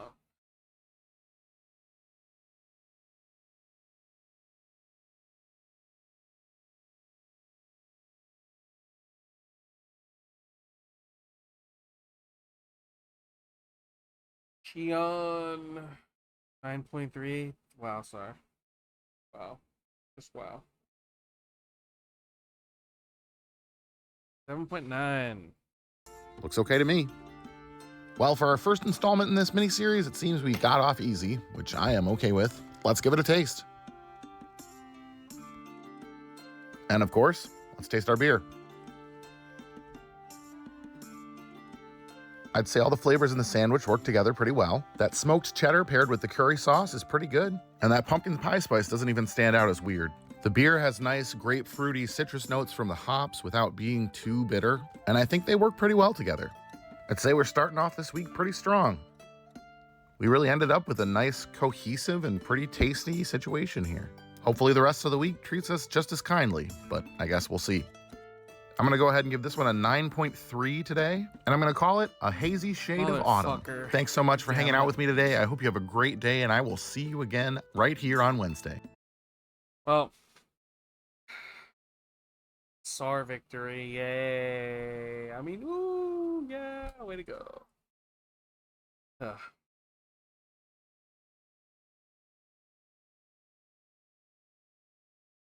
I'm kidding. Congrats, SAR. Sorry, you get the last sandwich of the day. Or barbecue, either one.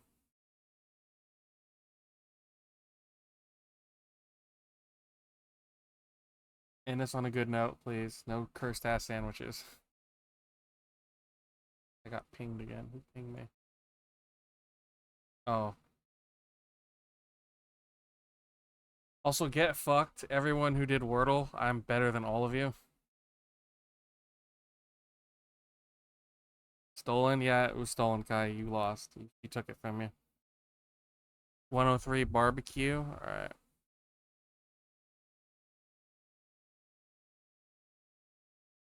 Good afternoon, D&D TikTok and barbecue TikTok and beyond, and welcome to Roll for Barbecue. Let's get it done. Instead of digging into the barbecue grill, we're going to be using some dice my sister-in-law gave me. Ooh. As always, this series is inspired by Adventures in Ardia. The dice have been tossed, and now it's time to roll for meat. 8, we got budget meat today. All right, let's see what type of budget meat we're working with today. 2, we got bologna. Smoking bologna is a lot of fun. We have a 1-pound bologna chub we're working with today, and there it is. Instead of smoking it whole, I think we're going to cut this into chunks. This allows for more surface area on the seasoning, plus more smoke coverage. And I think this bowl is too small. We'll see. All right, let's go ahead and roll for binder. 8, Worcestershire sauce. Because I've had so many people pissed off about the Worcestershire sauce I use, this one's for you. Don't ask me to pronunciate it. I won't be able to do it. We're going to cover this all over the bologna and give it a good mix. And then realize halfway through into mixing that this bowl is way too small. We're going to transfer this into a bigger bowl. Then we're going to mix it better. Once we know that Worcestershire sauce is completely covered on the bologna, it's time to roll for rubs. 3, coffee rub and 9, garlic festival. For some strange reason, coffee just works really well with beef. Coffee? Hopefully it works well with bologna. Next, we have our Texas-style garlic rub from Garlic Festival, and a little more for good measure. It'll go well with this garlic bologna. With a gloved hand or a spoon, give it a good mix. We want that seasoning to be distributed evenly on the bologna. Once we have that seasoning applied, we're going to throw it onto a wire rack. And thanks to video editing, that was easy. Let's roll for wood. 4, peach wood. Because it's wintertime, we're limited on our grills, so we're not rolling for char griller.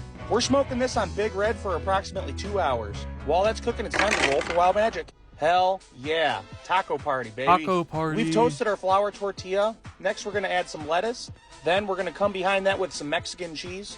You know, a little more for good measure. Then we're adding tomatoes. From here, we're going to add our smoked bologna. Let's hope the sauce is good. Let's click those tongs. It's time for the D20 sauce roll. 14, Thousand Island Oh, dressing. God. Correct me if I'm wrong, but I think with this Thousand Island dressing, we just made a hillbilly snack wrap.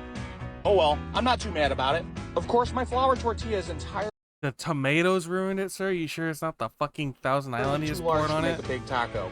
So we're gonna test my burrito wrapping skills. Tuck in the sides, fold it over, and solid B+. Let's give it a good cross section, and it doesn't look half bad.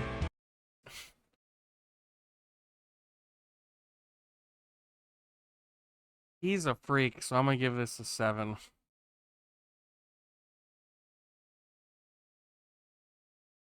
None of meat.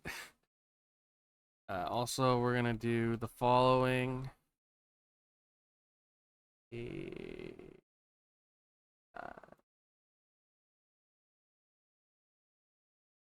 Can give Shamoth a follow.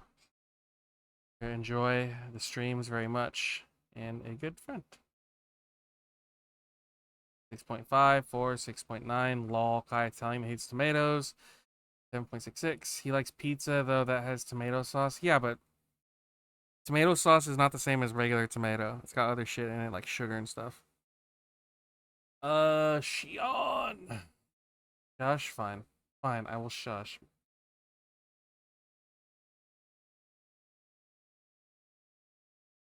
You'll eat raw tomato like a savage? Gross. But how does it taste? Here we go. Oh yeah, this is definitely a hillbilly snack wrap. The added ingredients don't overpower the seasoning that's on that bologna. The Thousand Island cools down that smoky effect and minimizes a lot of that salt. It's very different, but in a good way. Everything is balanced as it should be. It's not too sloppy, it's all just holding itself together. I would probably tweak a couple things to really make this a 10 out of 10, but I'm happy with it. So we're gonna give this one an 8.4 out of 10, and because we use bologna in tacos, it's the birds and the bees. And just like that, folks, that's episode 103. If like a raw carrot is fine, we keep your cooked carrots away from me. Wait, who won that one? Are you kidding me? Alright, since Shyamalan showed up, we get 8.4. Since Shyamalan is here, we will do one more. So Kai, you get to pick one more to end it. That way they're involved with one last one.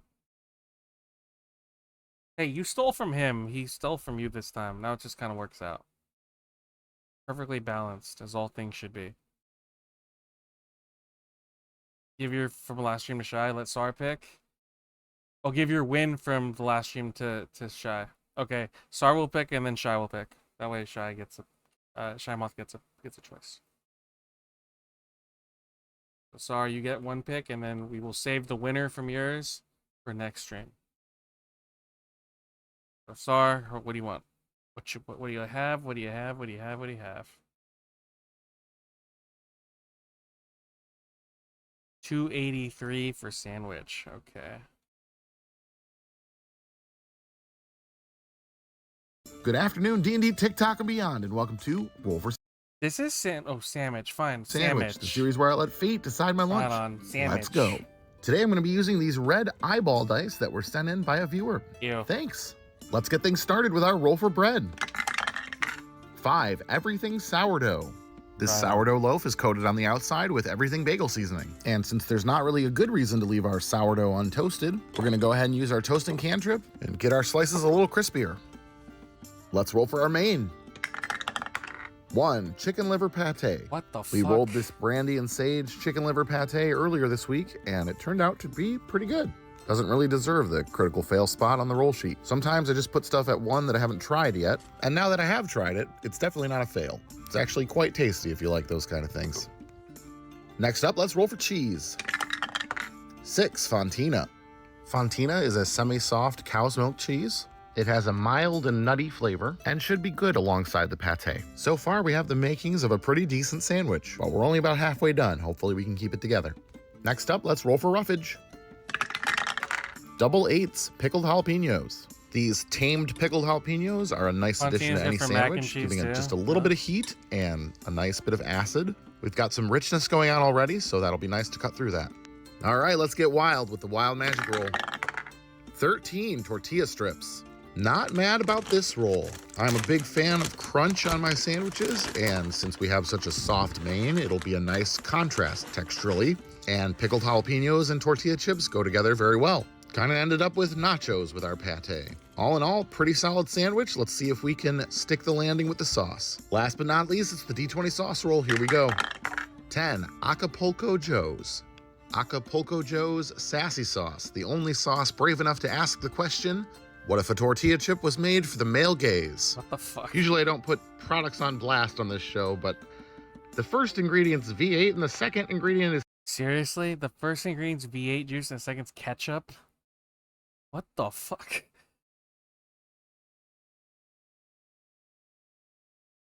ketchup in this hot sauce. Other ingredients include beer and grenadine.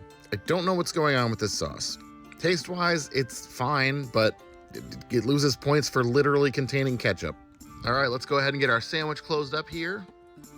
Get our toothpicks in to hold it together. And let's get it cut in half. Okay. Let's take a look at that cross-section. Looks wild.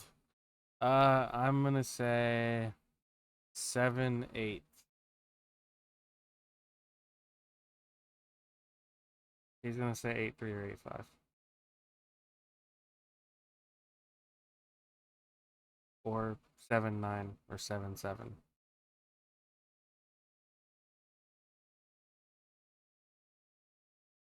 Eight 2. Interesting. Going rogue. Cheon. And Shymoth, would you like to roll too? You're more than welcome to give a vote if you want. Thus, 7.8.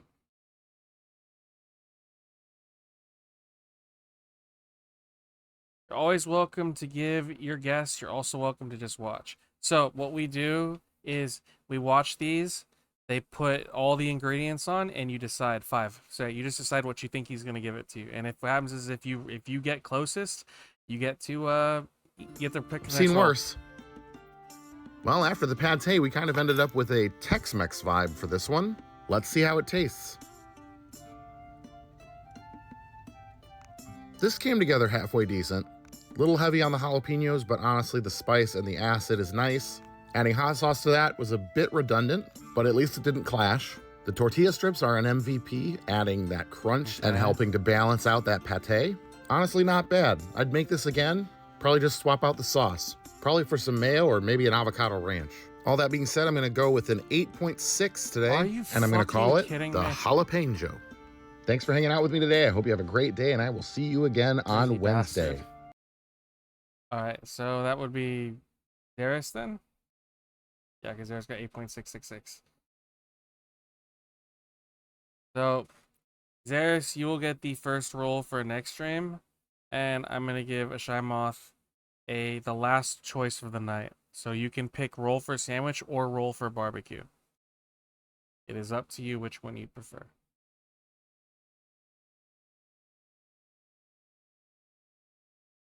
And there's the document. Thank you, sir.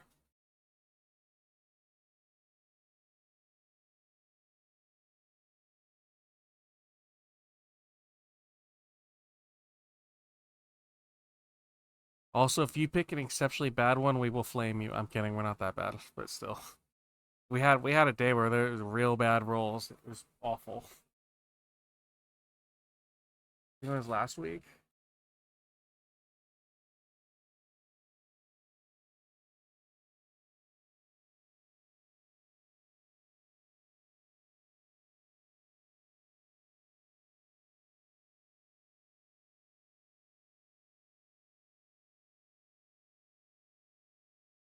Damage 259. Alrighty.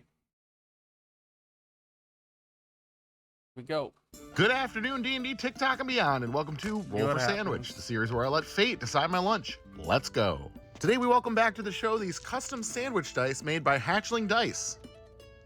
Let's get things started with our roll for bread. What we got? 4, sub bun.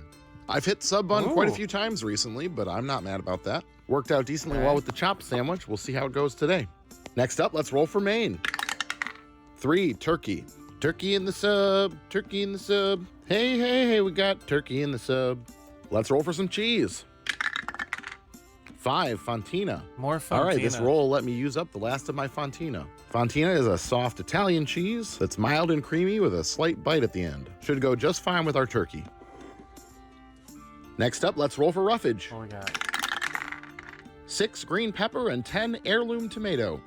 I love using heirloom tomatoes whenever I get the basic chance. ass They always sandwich. have such a great color, whether that's red, orange, yellow, even green sometimes. They look so interesting when they're sliced and they taste great. These will pair really nicely with the Fontina, while that thin this an oven roasted Italian turkey style? takes a backseat.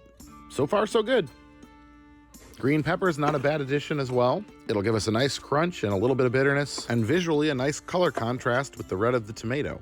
So far, not a combination that I mind too much, but a good sauce will really clinch the deal. But first, let's roll wild magic. 4 cookie dough. Oh my god. All right, so we've got some sugar cookie dough, which is safe to eat raw, don't at me. Things were going to normal, I guess. Oh, God. I will just spread this on the bread, I guess. Oh god, he's spreading it like Dough a fucking on dressing. dough. Yeah. Okay then. Jesus Well, Christ. this will be interesting. Not a huge fan of cookie dough raw. I know some people really love it. Not me. And especially not on a sandwich, but who knows? It might not be too bad. And last but not least, it's the D20 sauce roll. Here we go. 4 Miso Ghost Reaper. Oh my god. Someone sent me this Bravado Miso Ghost Reaper sauce. It says it's super hot. I'm hoping that that person was not being malicious. Maybe they just didn't know about my issues. But the dice have decreed that today is going to be a spicy one. Getting our sandwich closed up here best we can. Getting our toothpicks in to hold it together. There we go. And let's get it cut in half. Let's take a look at that cross section. Looks. I'm giving this a 3. That cookie dough is gonna fuck with it. I'm still suffering the consequences of that grenade to the face. Well, you're suffering a sandwich now. That's got raw cookie dough on it.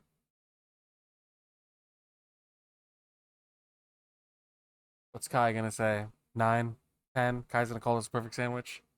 Cheon! He might have died. Damn, he died with an Italian sandwich on the way? Disappointed. Broken. Like he fell asleep? Well, why did he fall asleep, old man? He's old. I know he's old, but he should still be up. Well, I had like 3 energy drinks today. He's probably should still be awake. Unless caffeine no longer works. Because he's old. Shion, if you can hear me, you're more than welcome to pick a vote. It's 4 a.m. on the East Coast. He's fine. Like he sleeps. Probably fell asleep at his desk. His birthday is next Sunday, by the way. Yeah, you heard that. His birthday is next Sunday. Noted.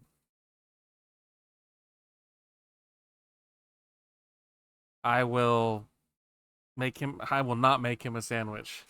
Make him this sandwich? Okay, I'll make him this sandwich. Fine, he can have this sandwich.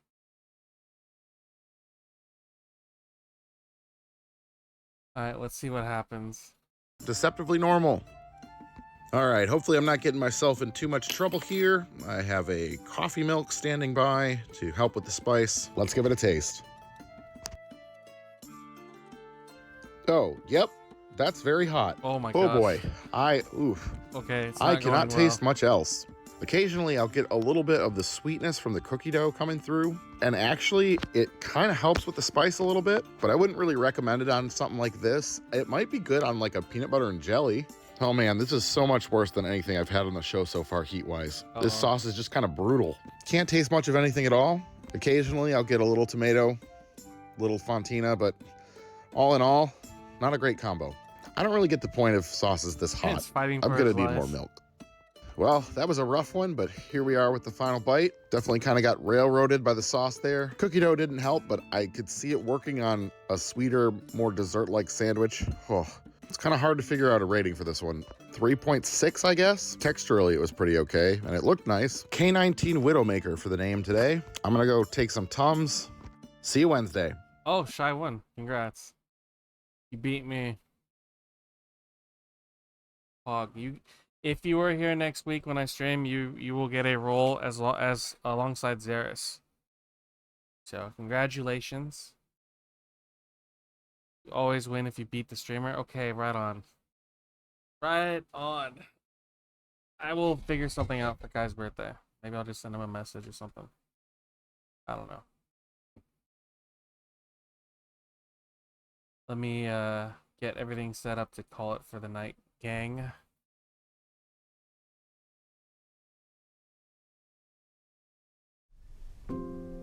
Alright, y'all. It has been a fun weekend, fun week. God damn it, more busting. God damn it, every time.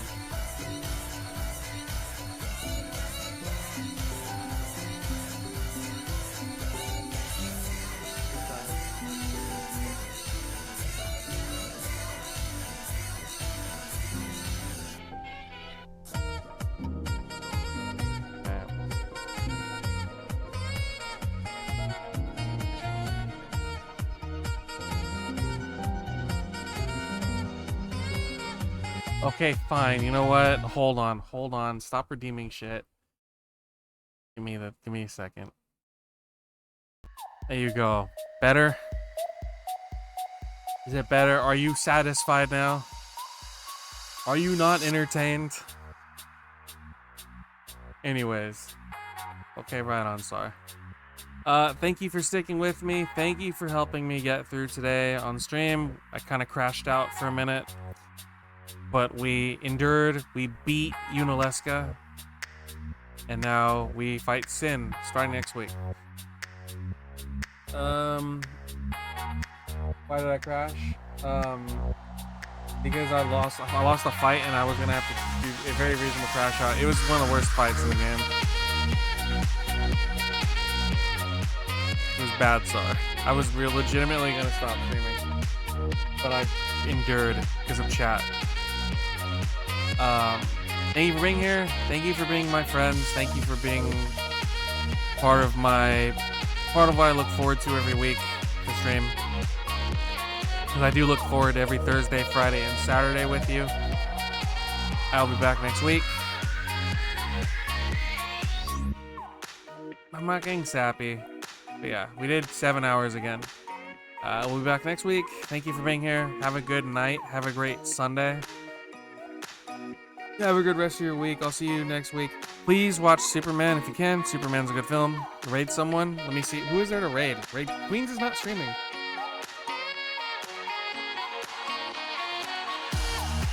Watch dinosaurs.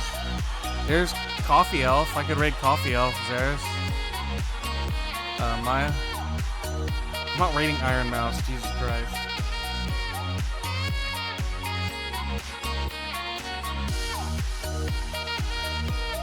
Let me see who's live. Give me a second. Raid Connor. There's no way. I can't raid Connor. He probably just blocks it. You know what? Let's see. I want to see what happens if I try. There's no way. Oh my god, you can actually raid him. Okay. Sure. We'll raid Connor. Connor is playing Peak with Iron Mouse. So, have a good night. Enjoy Peak. Maybe I'll buy it and we'll stream it. Have a good night. I'll see you guys later. And yeah, talk to you another time. Bye.